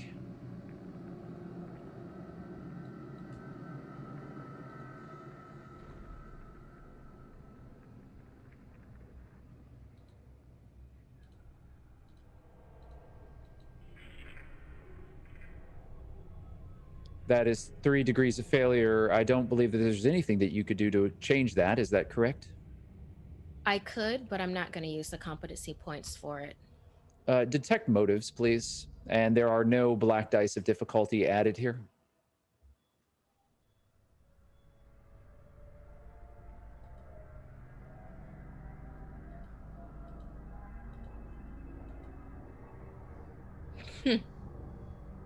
That is 5 degrees of failure, which is catastrophic. You don't notice anything, Achira. You step forward, and it takes another couple of steps before the scarf finally falls off the face of this individual before the fire. It's then that you see that their ankle is shackled to a chain, and they are staked to the ground in front of the fire. As the scarf falls away, you see that the individual's ears have been cut off, and that their mouth is sewn shut. They look at you imploringly as their wide eyes gush, run, but say nothing at all. Fucking people, dude. It's at that point you feel the dart strike you in the neck. And Achira, everything goes dark. Every time. Every time.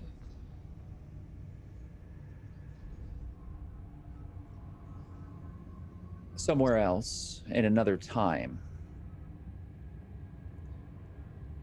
Olive,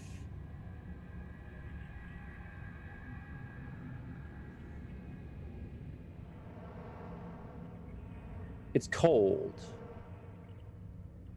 Your breath is pluming in front of you.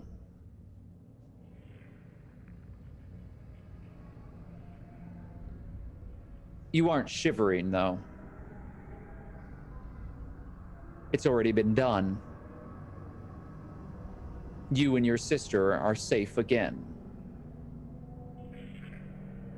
There is a body underneath you. A woman. She's still clutching onto a shotgun. Her throat has been cut wide open, and the dagger, jagged, broken thing that you have been carrying now for some time is dripping blood onto the ground. You're standing in a pool of it, and you're looking down at her.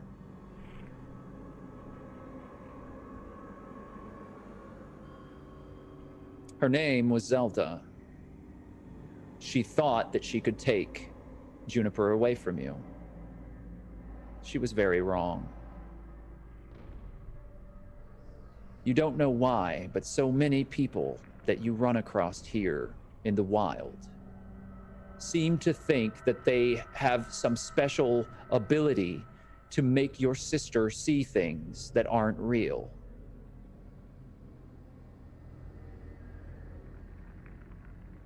She had claimed to be a nurse in the world before, but you knew the truth.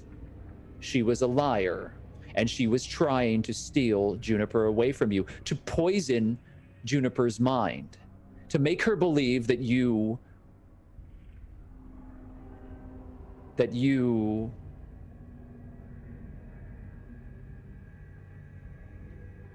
trying to make your sister believe something that wasn't true.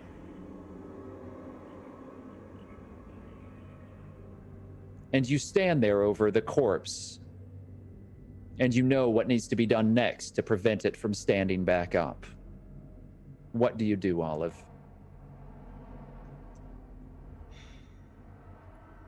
First, I take the gun out of her hand, place it next to the body. I kneel down, trying to avoid the blood, to cut her head off.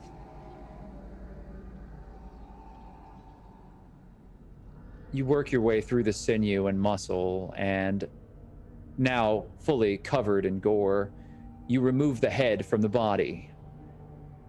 And while that body twitches, it does not animate the way that the others do. The head, however, eventually starts to loll, and its jaw moves back and forth, completely uselessly.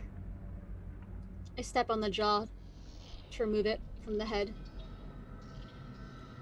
Your boot smashes down, and it cracks the skull, shattering the teeth and everything beneath it with a forceful crunch.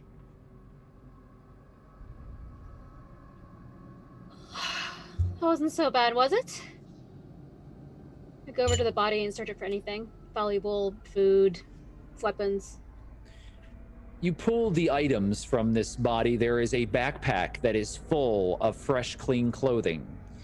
Additionally, you find a series of cartridges that have been built. Someone has made shotgun shells for the gun that lies at the side of this Zelda. You find a bottle of pills of some sort you're not familiar with. You do recall that she was trying to get your sister to take them. She was trying to poison Juniper with them. Other than the clean clothing, you do find a combat knife, a crowbar, and a hand axe. There's also a bottle of moonshine that she had offered to your sister and you earlier in the night. She said that it would calm you down.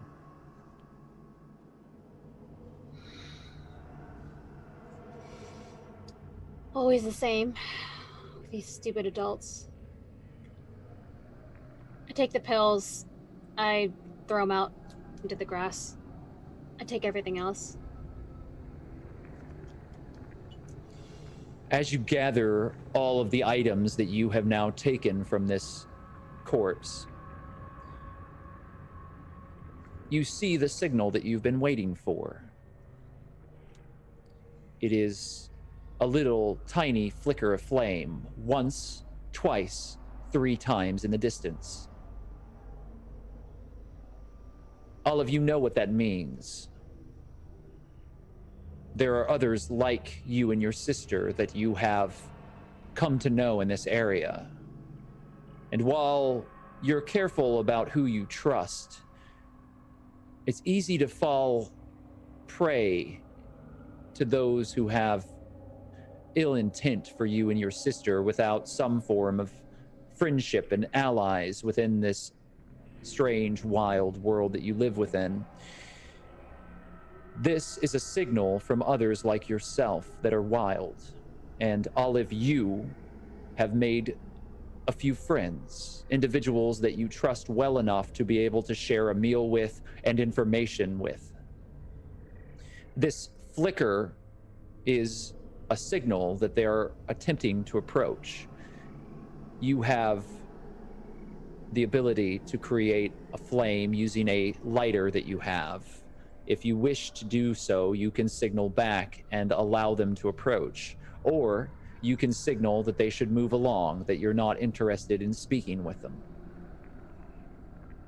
The choice is yours. I tell them to come.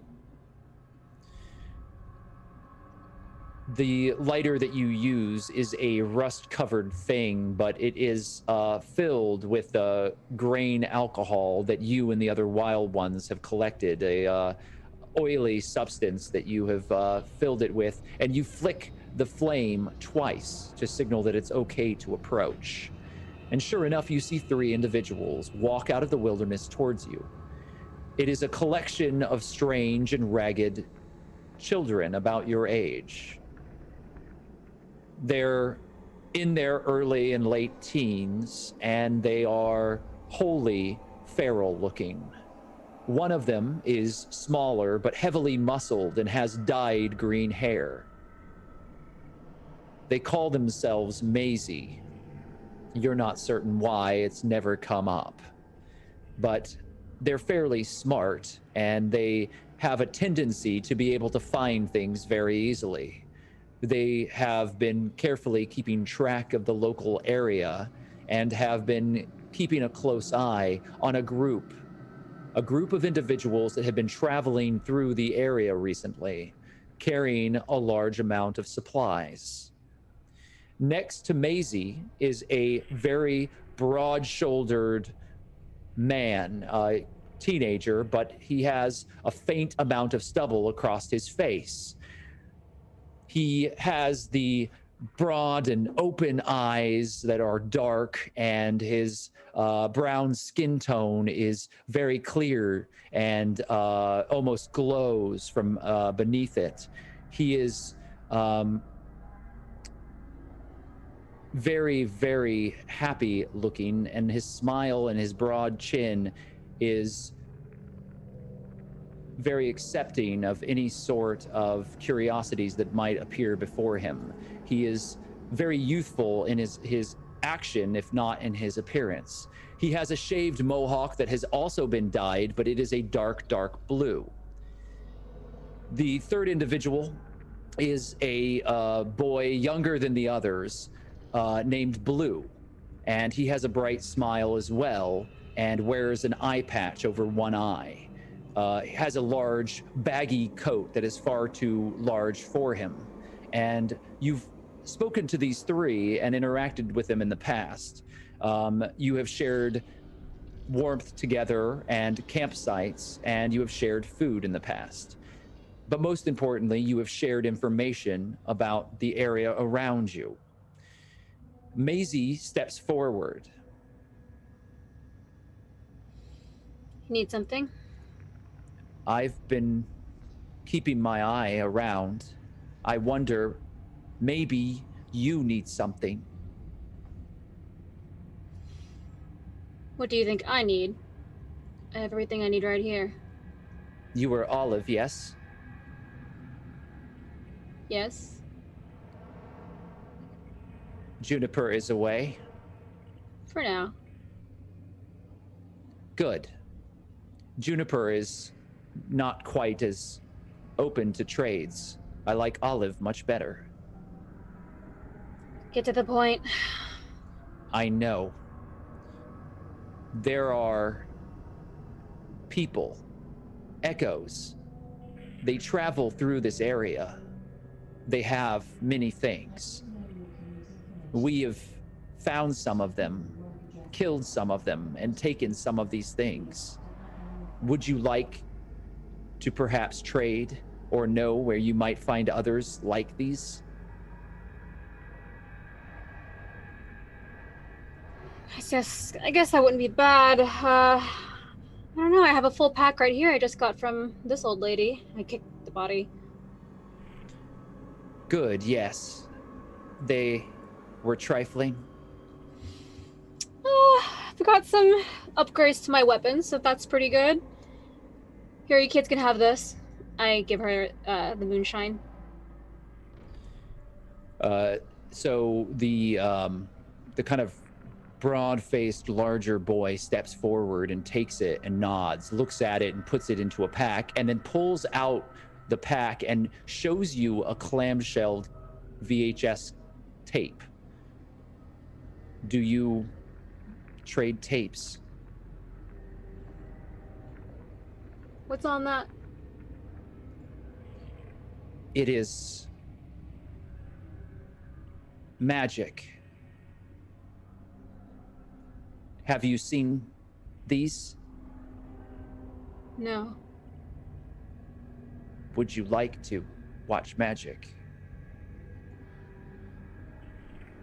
I guess I have nothing else going on. We will show you magic and feed you in trade for the jar that you have given us, yes? Fine. Good. And this is just for Olive. Sure. Follow us. We'll take you the quiet way. Let's go. The three ragged teenagers turn and sort of disappear quietly into the shadows.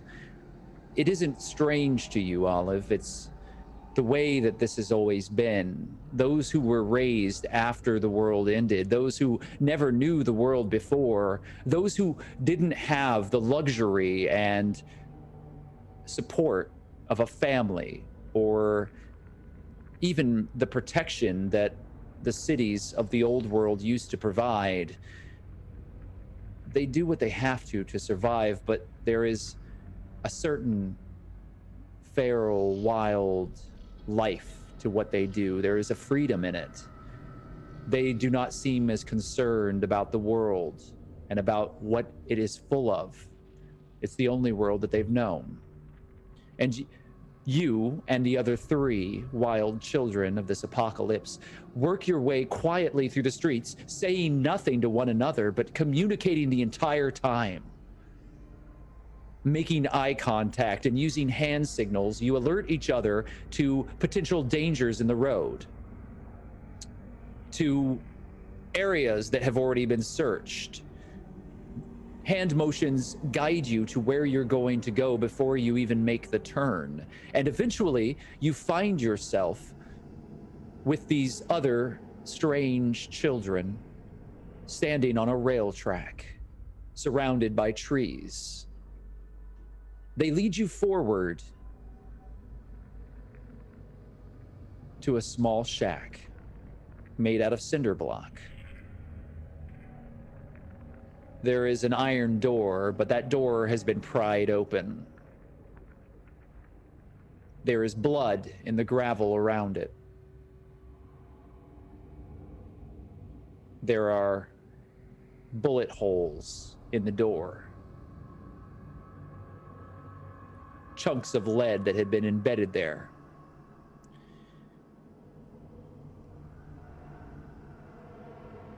Maisie, Tank, and Blue stand outside, and Maisie turns to you.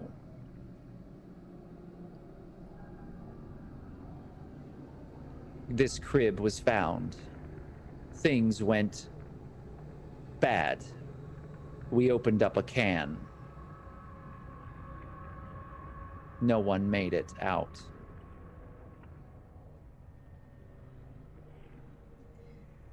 Happens sometimes. So why are we here? Where's the magic?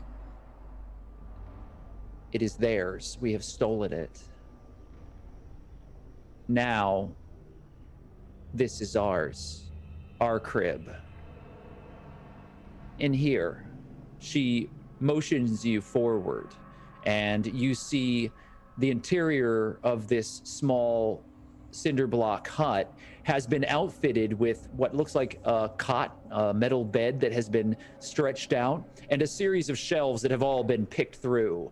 There's very little left in here except a television. You have seen these things before, but you have never seen one on.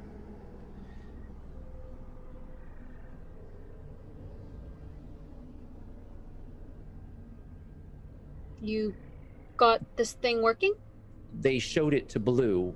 We sent Blue to bait them. Blue came in. They thought Blue was lost. They were dumb. For sure dumb. Their own fault. Absolutely their fault. Now, though, we know their secrets. Blue knows. Blue, make the magic now. The young man steps in, takes the tape, and puts it into what looks like a flat box on top of this screened thing. It makes no noise until he turns and goes to a larger machine off to one side, and he pulls a rope that has been wrapped in a metal duct tape, and he pulls it back again, and eventually there's a sputter and a jolt as the generator comes to life, and a very faint bulb flickers above you. Blue then presses the tape in as there are a number of lights, and it takes a moment. There's a strange noise, and Blue, for a moment, looks as if he is confused by what is happening, but continues to hit buttons until eventually, across the static of the screen, the white light that spills into this place, as night falls behind you, Olive, you see brightly colored figures moving on the screen. How do you react? I'm very confused. I get up to look at the back of the TV, see if like the ending's moving on the back of it as well. I'm just kind of going around like touching the TV set. I don't. Hello? There is no 411. Sit. Do not touch it. You may break. Okay, well, you just found this, so it's not like... There is no 411. You must sit. So what do you do with it? Wait. And she points to it, and she looks to Blue, and Blue turns up the sound, and then you hear a voice. A young, bright-faced girl with beautiful curly dark hair. She has a rich Latin complexion, and her face is wide and happy, and she is very, very clean. And you see her running through the streets and ducks into a somersault as she pops up and then pulls out a device and pulls it to her ear. and you hear very clearly, "To the max, this is candy. Let's get to it."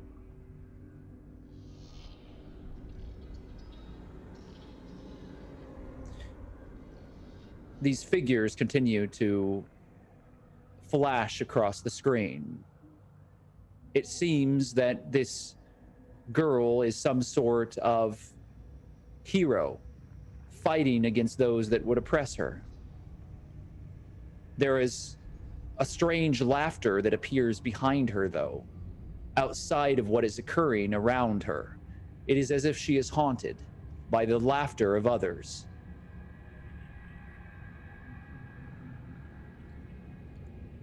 As you watch, Olive, the others come in, curious, and sit themselves around as this screen continues to flicker these images.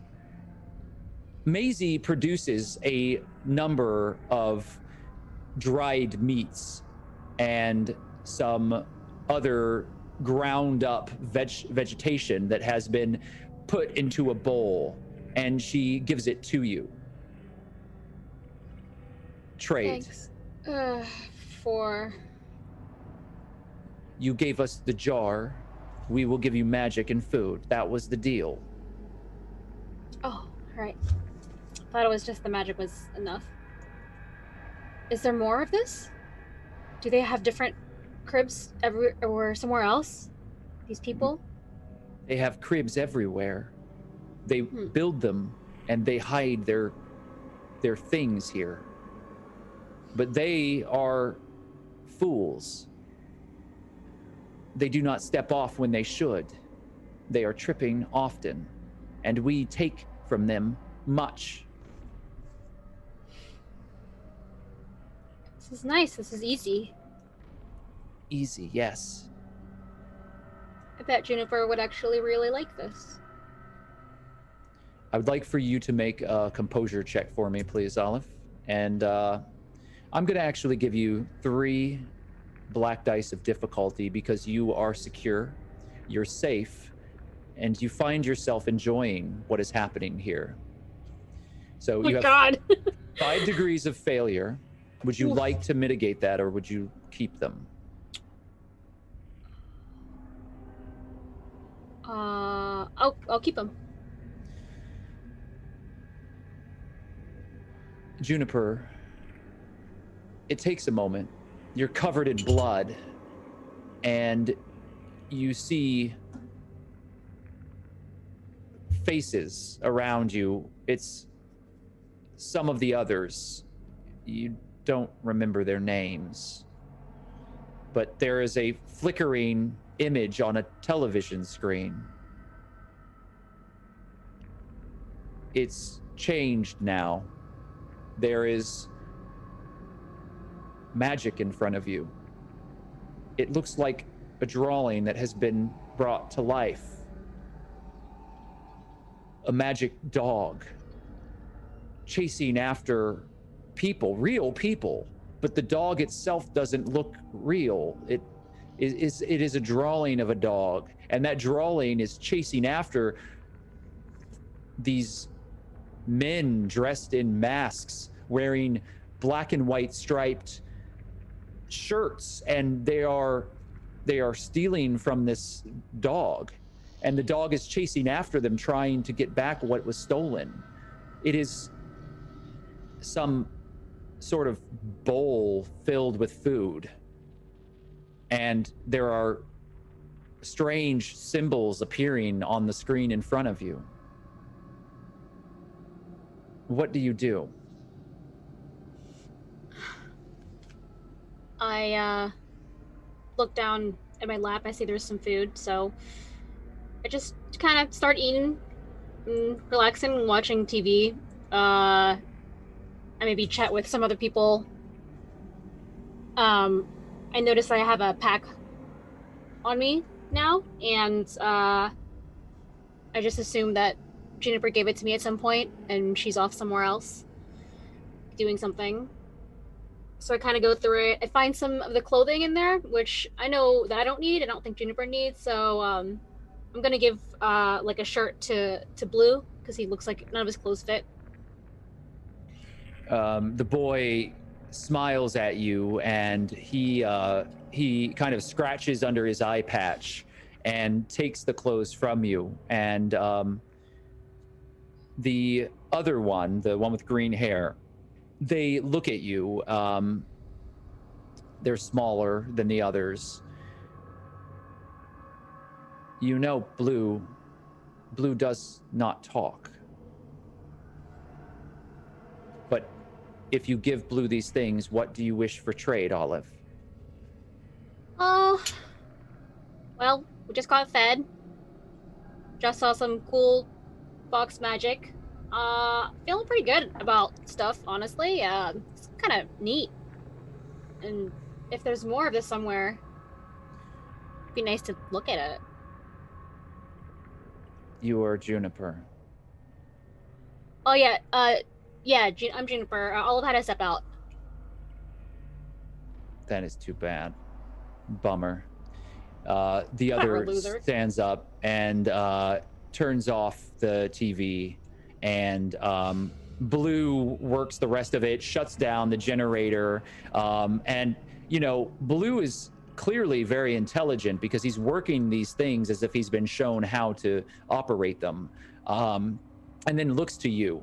The figure Maisie turns back to you, and they study you for a long moment.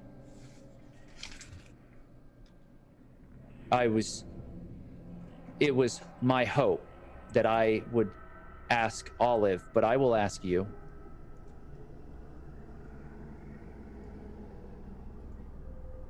Do you wish to know where they are, to find more of them? Do you think they're dangerous or just dumb?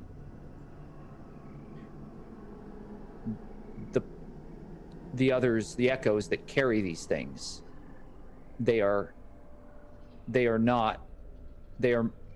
duh. And they are easy to find. And they carry many things with them. We have taken a lot. We have one still. Have one of the echoes? Yes, we lock them away, and we will wait for others to come and then take their things too. But we need more of us to be able to do what has to be done. Okay, that sounds like a lot to do. I think me and Olive are just gonna keep going. I mean, it'd be cool to find another storehouse, but I don't know about fighting a bunch of adults. Seems like, I mean, one-on-one, sure, but ugh. This is why Olive is Rockadoodle and you are not. Okay, well, we pretty much see eye to eye on everything else, so she's not gonna do anything that I don't want to do. But I mean, come on. If we're doing a trade, just let me know where the next one of these is, and I'll find it myself. I want that. And they point to the gun that you took from the corpse. I will tell you where to find their crib.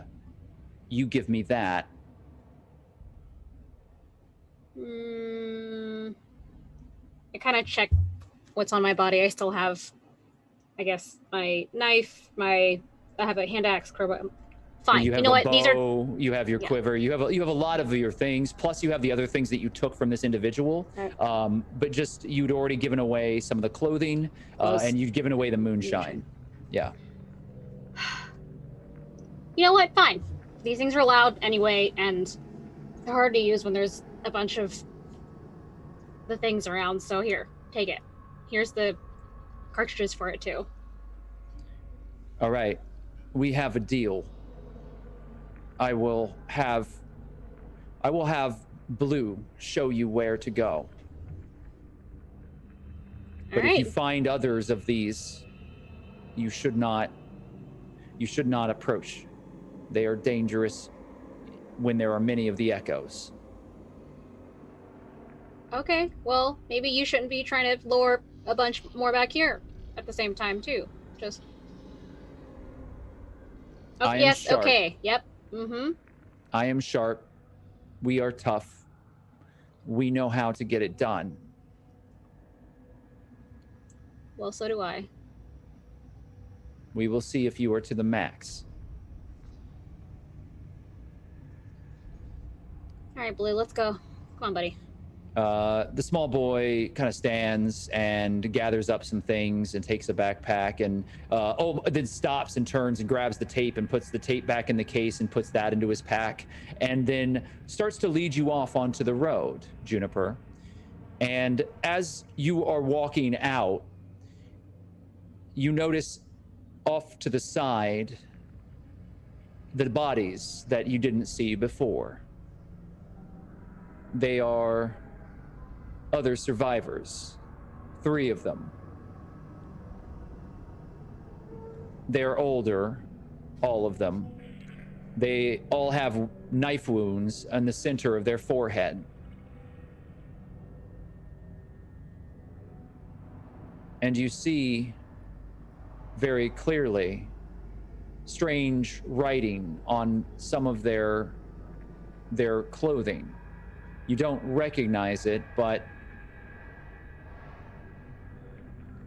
there's something about them that's familiar to you. But they're very, very dead.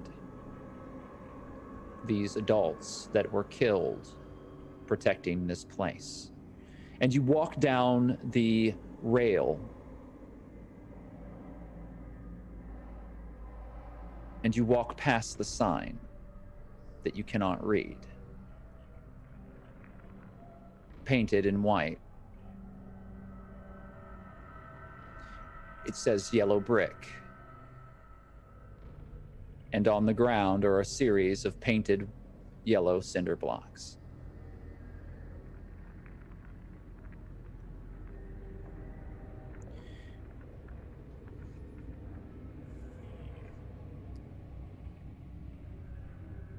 Currently,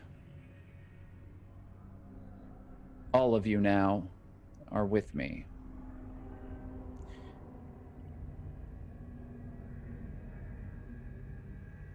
Achira, where were you last? I was in the trees. You had climbed a tree not far away from the rail line. You had attempted to gain your bearings, and you did discover which direction the safe house was. Unfortunately, you also discovered that due to the noise of the explosions and the chaos from your encounter with first that abomination and then with what Juniper did, the fireball, the explosion, the destroyed truck as the gas tanks took flame. The trees are still burning, and when the members of the Citadel arrived, they came in force. They came first. You managed to evade them and sneak away, but now all of the Romero from the area have descended upon this place, and the forest around you is filled with the dead as they groan and shamble beneath you. Your hands are raw and bleeding, you are bruised and battered, and you have been covered in the filth of this strange encounter. The black bile has been washed off of you, but part of you, somewhere deep down, feels ill. And you're hanging in this tree. You see the lights as they begin to move away. It seems as though the members of the Citadel, at least, are evacuating the area.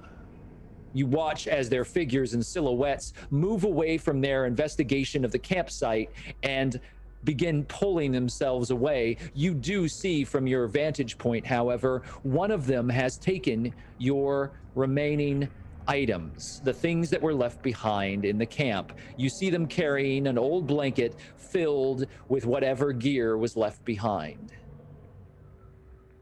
They take it to one of the trucks. It's dark, but you can still see beneath the lights that some of these vehicles are casting. Their rambling ancient engines rev forward as they leave, moving down the tracks. What would you like to do? Well, the most important thing right now is to see if I can do another first aid check on myself. Since I am in this tree right now looking around, the second thing would be what kind of movement I could do, but the first is first aid. You may make a first aid check. I am going to impose 2 black dice of difficulty, given the fact that you are doing this in a tree in the dark. And I will have you roll 4 blue dice for the speed of it. If I could, we've established that Achira prefers height over anything else. In fact, one of the first things that she did was, when she split herself off from the party, was get high and secure herself to, I believe it was a water tower or a tree, so that she could spend the night there. So would it be possible to have her secure herself with her belt to knock off one of the difficulty dice? If you secure yourself with your belt, it will create issues if you try to escape this tree quickly. Do you wish to proceed? Yes. Then I will remove one of the black difficulty dice and allow you to move forward with slightly less difficulty, as you're able to more fully use both of your hands.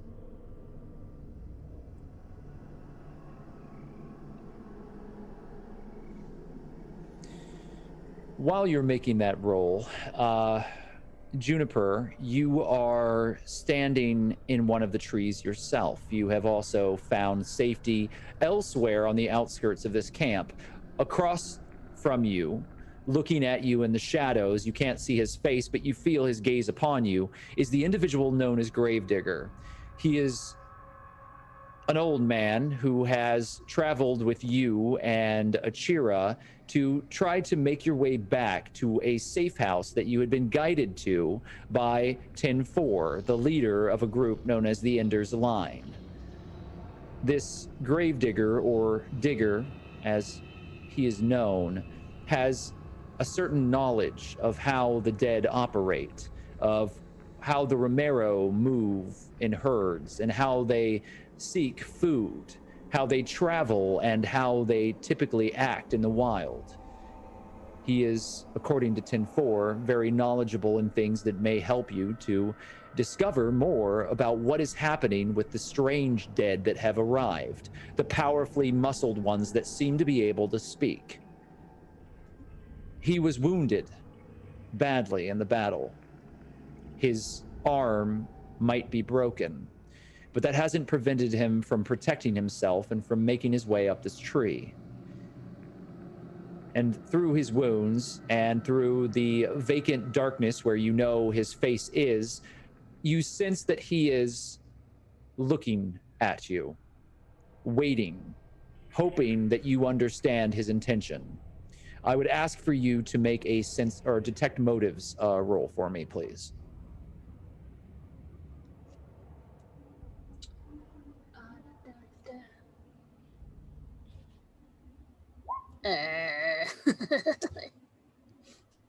It is no surprise that you have failed this so catastrophically, Juniper, as your sister, Olive, had been the one that guided you up this tree.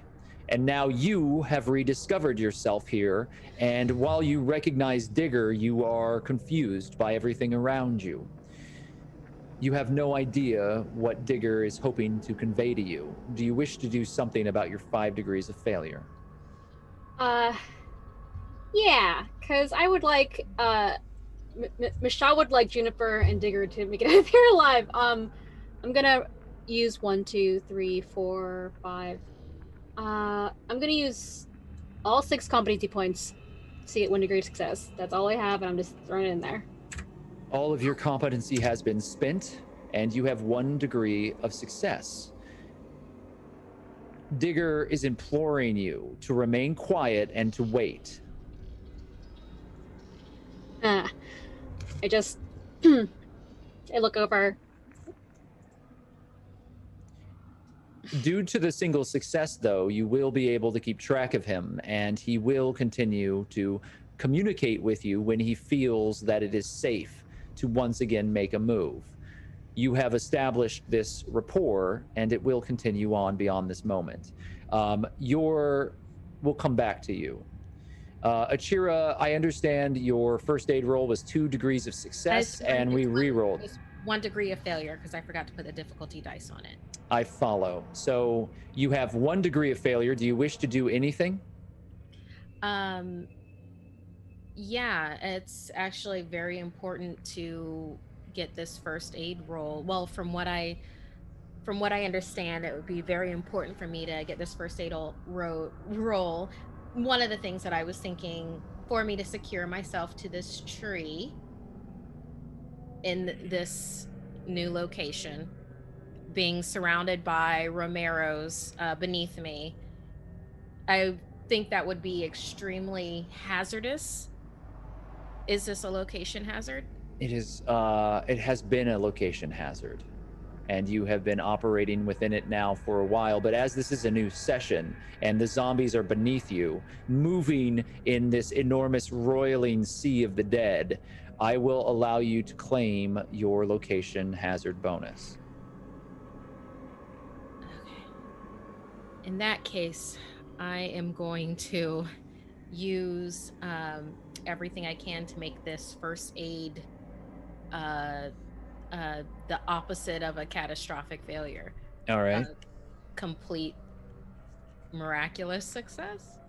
All right. Well, if you're going to do that, you're going to spend how many of your competency? Well, 1 to make it a wash. So then 1's a wash. 2, 3, 4, 5. Would that be a total of 5 that I would spend? You're trying to get it to what point? That You'd would have be to spend 6 to get it into the highest. To get to 5 degrees of success, you would have to spend 5 total, because you're removing the 1 degree of failure, and then you're building yourself up to 5. Yeah, let's do that. So with 5 degrees of success, you are going to certainly mitigate a great amount of the pain that you're in. You're not going to have any damage that you're going to carry forward. More importantly, how long do you plan on staying in this tree? As long as it takes. I'm hoping that with some of the patience that comes out of being in this tree and just what she's dealt with up to this point in the apocalypse, that she might be able to knock one of those virals back with just focusing on that. And you currently are not carrying any other damage, correct? I have a flesh wound on so my you leg. Yeah, so the first thing that you do is you have improved the situation with your flesh wound. It will remain a flesh wound. You still will have a lowered threshold. However, you have completely disinfected it and you have wrapped it properly, which means that you have a much greater chance of successfully healing that wound later on. It is a superficial wound, and it will offer you no further impediment as it heals. So as long as you continue to take care of it, this wound will heal with only the minimal scarring necessary for it to knit itself back together. You have successfully sutured yourself back together. You have taken a needle and thread and you've sewn it, and you have made sure that it is entirely washed and sanitized, and then it has been carefully wrapped. Additionally, you have been using your first aid kit to attempt to do what you can to ensure that your mouth, your eyes, and your nose are completely clear of any of the filth that had been covering you just a short while ago. The black bile had been very heavily and forcibly sprayed upon you.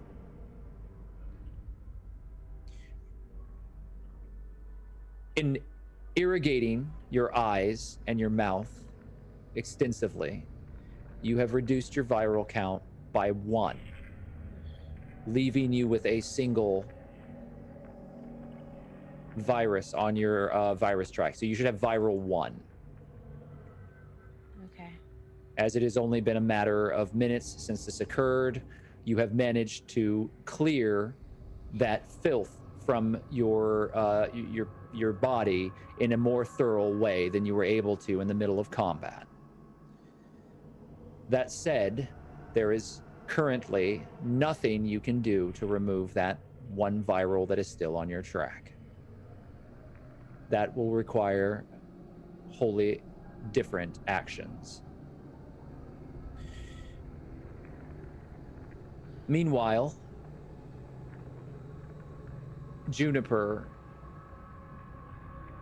you have a clear understanding of what needs to happen. What is your intention? I am going to wait until I see a signal from Digger, but while waiting, I want to be actively looking around for anybody else. I don't remember where Achira went, and I guess keeping an eye out for anything else besides, any errant Romero's climbing up my tree, that kind of thing. None of the Romeros seem to have spotted either you or Digger, as there is a large amount of noise that has issued forth from the area that the members of the Citadel had created when they arrived.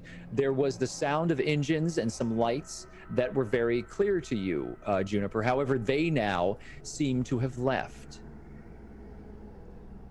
However, the number of the Romeros beneath you is staggering. You've not seen this many Romeros since Grey Ridge. How long do you intend to stay put in this tree?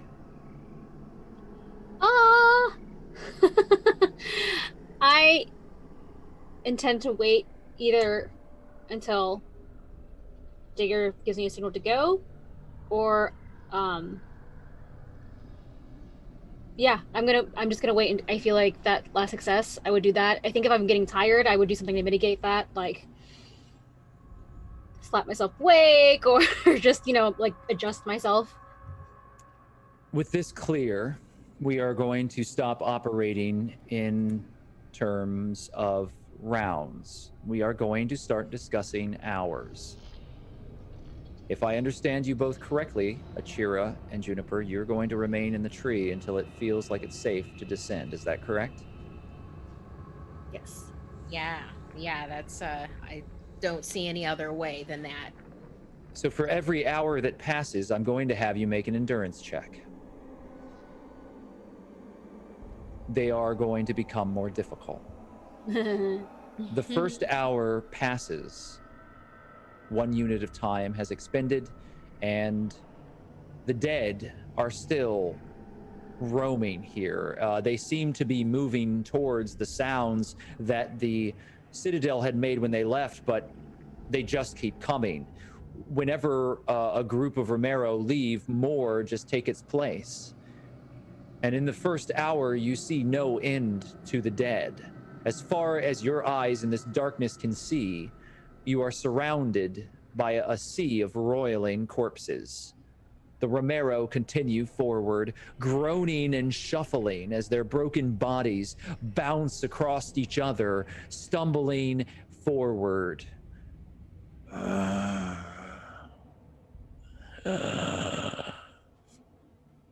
Aimlessly pushing themselves towards the sound of the vehicles that have now long since left. Each of you can make an endurance check. There are no difficulty dice that are added for this first hour. However, I would like for you to roll a single depletion die for me. Is that the white dice? The white die, please. Yes. And can I use my climbing gear to give me advantage on this? You absolutely may. That gear will give you a very strong benefit, and you can use it here. Cool. Okay. Is there any way that we can use survival points during this, perhaps to utilize that to get a better perch in the tree are... If you wish to spend survival points, I will allow you to have more sturdy equipment. The things that you currently have perhaps are not strong enough to withstand the rigors of a long usage. If you spend each of you 25 survival points, I will allow you to use slightly better rope than what you currently have. And that will be fully due to the equipment that each of you grabbed from Digger at Digger's shack. I'll do that. Yeah. Okay, so 25 survival points from each of you, and you do have a higher quality rope that you had on your person. Achira, you left with almost everything behind you.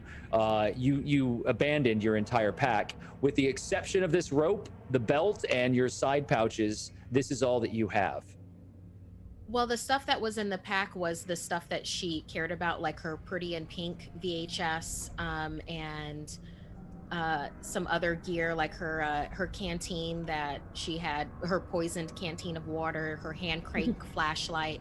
But something that we established is that since she's a scout primarily, like the clothes on her back, her Zippo, and her weapons she has with her, like she does not have the emergency radio. Right. No, we had decided that was all left behind, and we don't even know if the emergency radio survived the explosion. It was never determined. However, you do have a small bundle of a thin cord, and that cord was made and managed by Digger, and you have a bundle of it that was in your survival pack. Okay? So that's what you've spent your money on, and that can allow you to make some of these rolls a little more successfully based on the difficulty as it continues to grow. But that's absolutely the best that I can do for you, given your survival expenditure. Okay, so for that rope, would it be like adding a multiplier, or how would I? You can use a 2 times modifier. Yes. Okay. We can only use it one time. No. You can use it until you do. Okay. But keep. What I want you to do is continue to roll the depletion die. Got it. Okay. Yes. Were we not doing 2 times modifier this entire time? I thought we've been doing that. It depends on the gear that you were using. If you had gear present, I'm saying that you now have the climbing gear to do this. So it is a 2-time modifier. Okay. I've been playing this game wrong. I don't know. Juniper, you have 1 degree of success. You have no real fatigue, though you are still uncomfortable.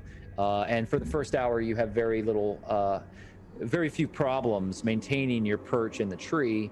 Achira, I'm sorry to say that is 5 degrees of failure. What would you like to do about that? Well, I have 2 competency points left. I can use 2 to knock that back, and then that's about all I can do.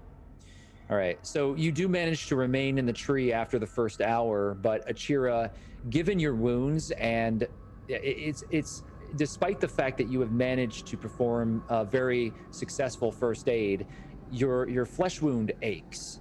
And it is hard for you to remain seated in this rough tree without putting pressure on that wound. And because of your 3 degrees of failure, you find yourself constantly repositioning yourself, trying to find a spot that isn't painful to sit on.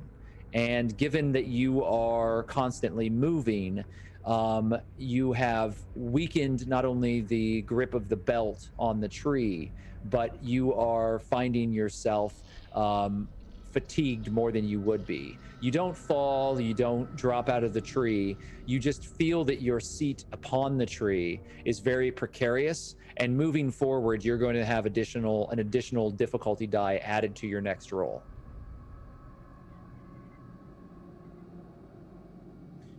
So that is the first hour, and we'll come back to the 2 of you.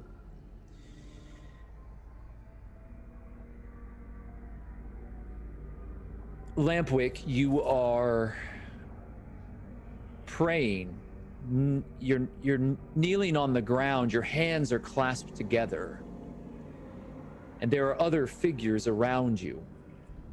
You smell the rotting stench of the thing next to you. Its massive, heavily muscled body looms above you, and you sense it all around you. It is a slick, disgusting smell. And its very presence feels greasy to you. There are two other figures wearing white, featureless masks.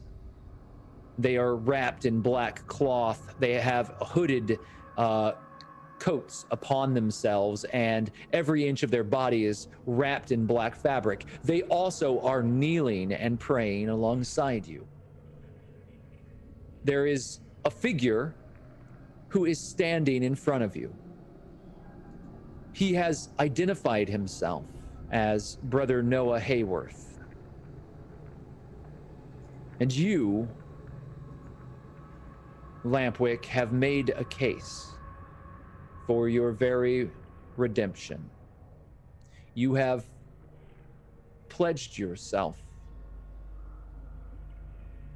to the cause of these strange people.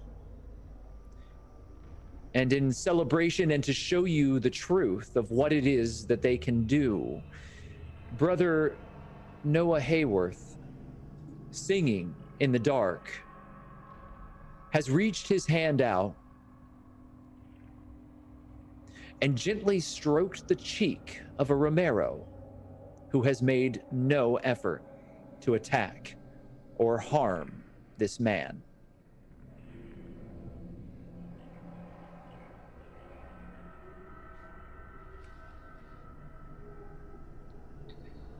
I stay quiet and I observe and try to quickly learn and assimilate any temperament, mannerisms, even like the rhythm that they use to speak to each other, the volume.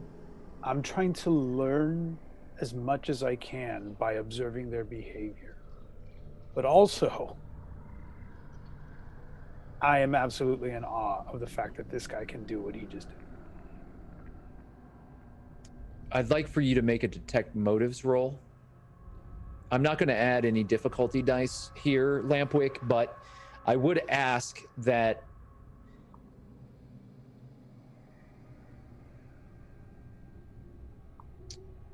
yeah, I'm not going to add any difficulty at all. You can just make the roll. Got it. I'll make that a success. Okay, so you have enough competency to buy that out of failure? I do. Okay, so you expend some competency, and you have one degree of success. Is that correct?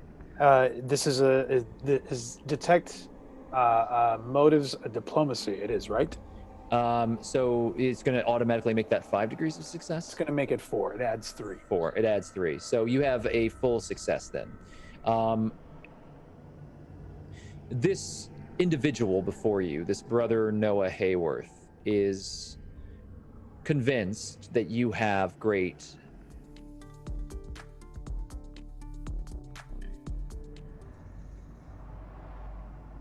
you know, Lampwick, that this man before you believes that you have great potential and that he sees something in you. And not only that, you know that he firmly and truly believes in what he says. There is no malice or hatred in his voice. He believes himself to be some sort of savior and missionary on a great quest to save the immortal spirits of those that he comes in contact with. He firmly and truly believes what he preaches. There is no deception here. Though you question whether what he is saying is truly stable. Certainly, there is a very morbid and horrid truth to who these shepherds are, what they do and how they do it. you have seen their handiwork. Next to you is a massive, heavily muscled thing that at some point had to have been human. But it is barely human now. Gray skin that is covered with poxy warts, heavily muscled, and cloth and barbed wire wrapped hands. A burlap sack over their head. They are unbelievable in stature and size. And they smell like rotten flesh. You've seen what they can do. You've barely survived at Grey Ridge. You remember the old woman. You remember some of the things that she said.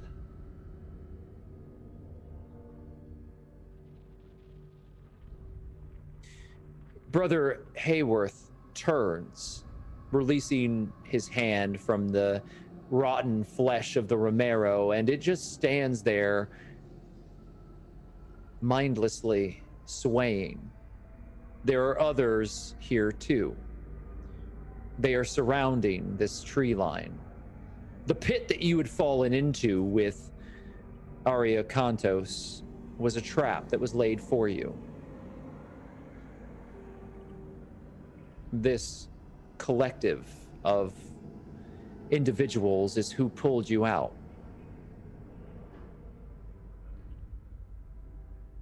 You've studied them, and you've never seen anything like this. What is your intention? I am going to show them that I am at their mercy. And I just drop down to my knees and weep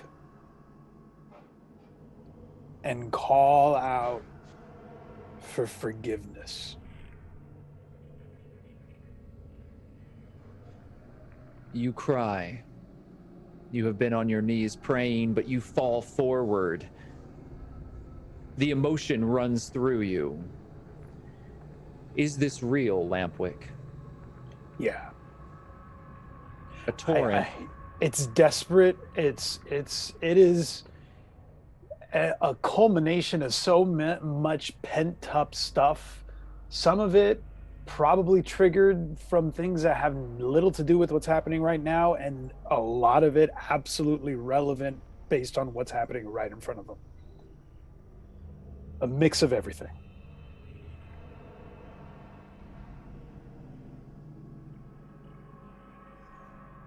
A torrent of emotion washes through you.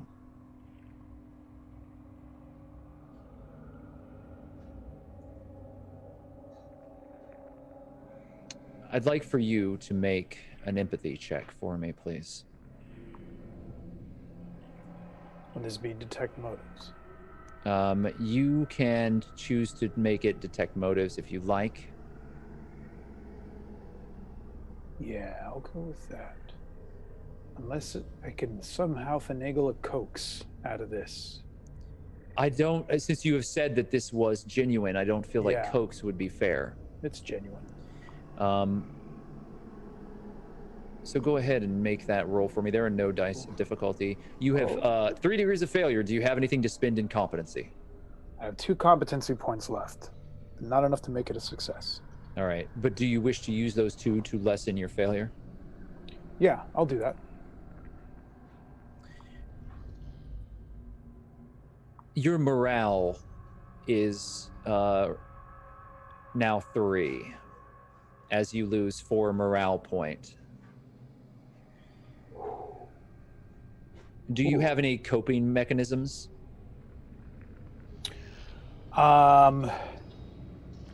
Nothing that I can. Nothing that I think I can use to try to make sense out of this. I would try to grounding and meditation is one thing that I would use to try to keep myself focused, but I don't know if now is a. I don't think that's gonna work right now. And not everyone has a coping mechanism. Some people do, just to explain the rules a little bit.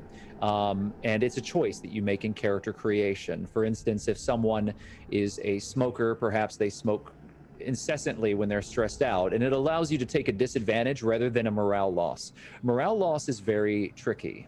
It can be very devastating, depending on the situation that you find yourself in.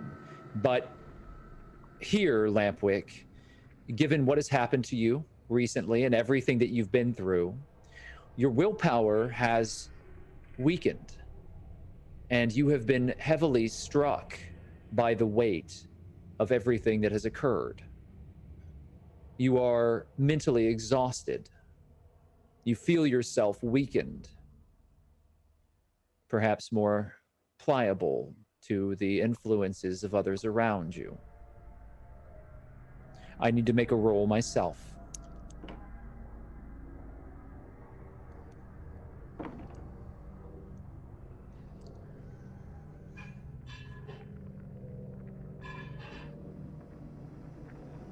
Lampwick, you hear the voice of Brother Noah Hayworth as it rings through this open grove.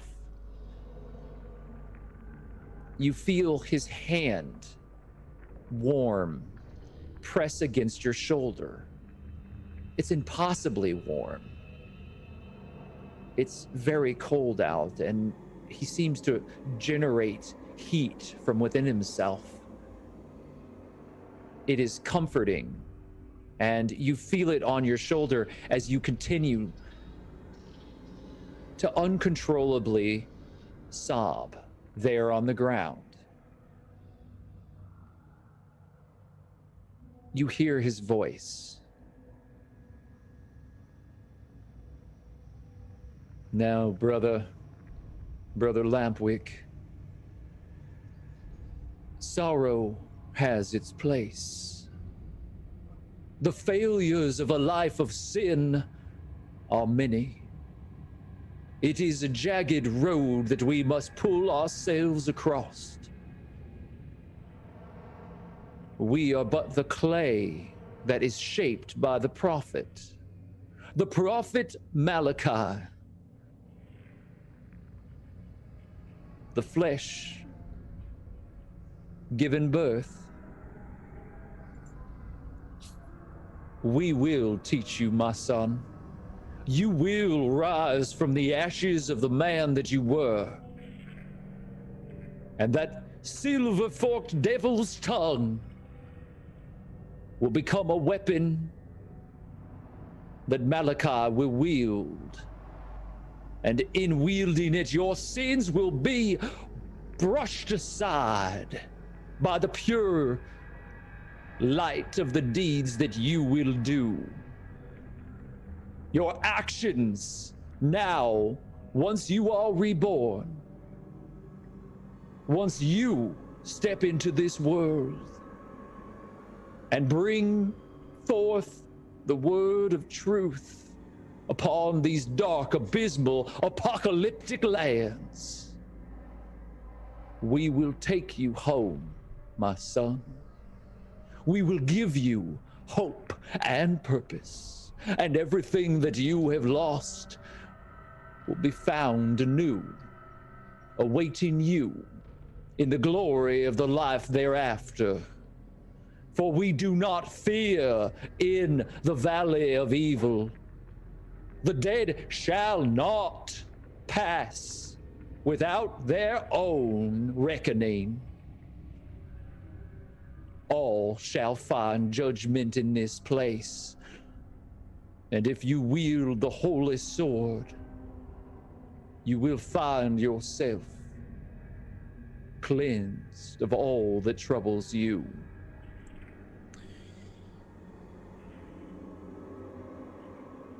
In Lampwick, you, for perhaps the first time in a long while, you find comfort in what this man is saying.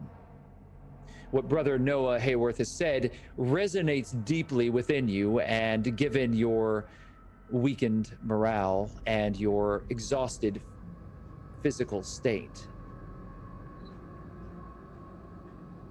you truly believe everything that he has said.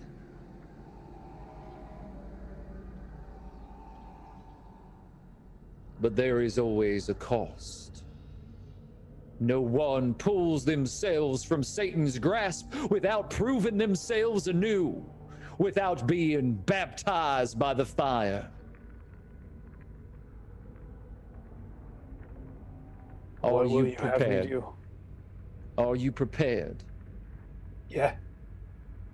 What will you have me do? With thine hands strike forth upon the sinner, and lay your wrath before them. Let them know you are now the hand of Malachi. And without any words, the two masked individuals and the large figure stand. The masked individuals move over to the unconscious body of Aria Kantos and drag it before you. She is bleeding still, but she is starting to wake. She groans, and you can see from the wound that she suffered falling down the pit that her hair in this torchlight is heavily matted with blood. She's already been heavily wounded, but she is in fact alive.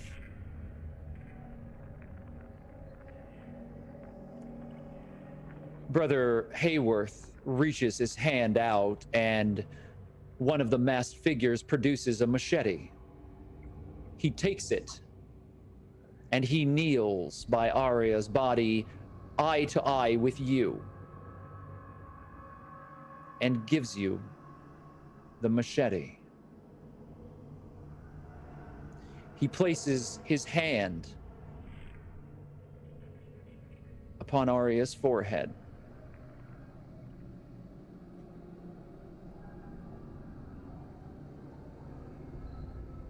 And then, after a quiet moment of prayer, he stands.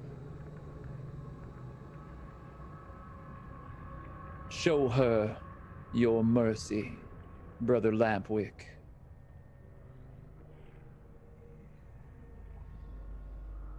I take the machete and I approach Aria. And I take her head and I move her chin up so that I look her in her eyes. Her eyes flutter open and she sees you. At first, she's confused. There's a faint smile that immediately fades away as she is confused and scared. She says nothing. What do you say?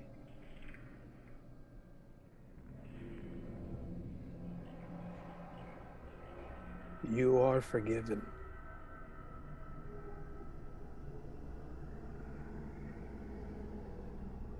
And I let her head drop, and I step to the side, and I raise the machete up and swiftly bring it down to the back of her neck.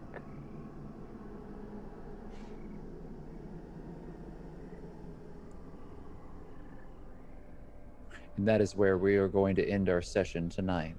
Thank you. We will see you next Tuesday.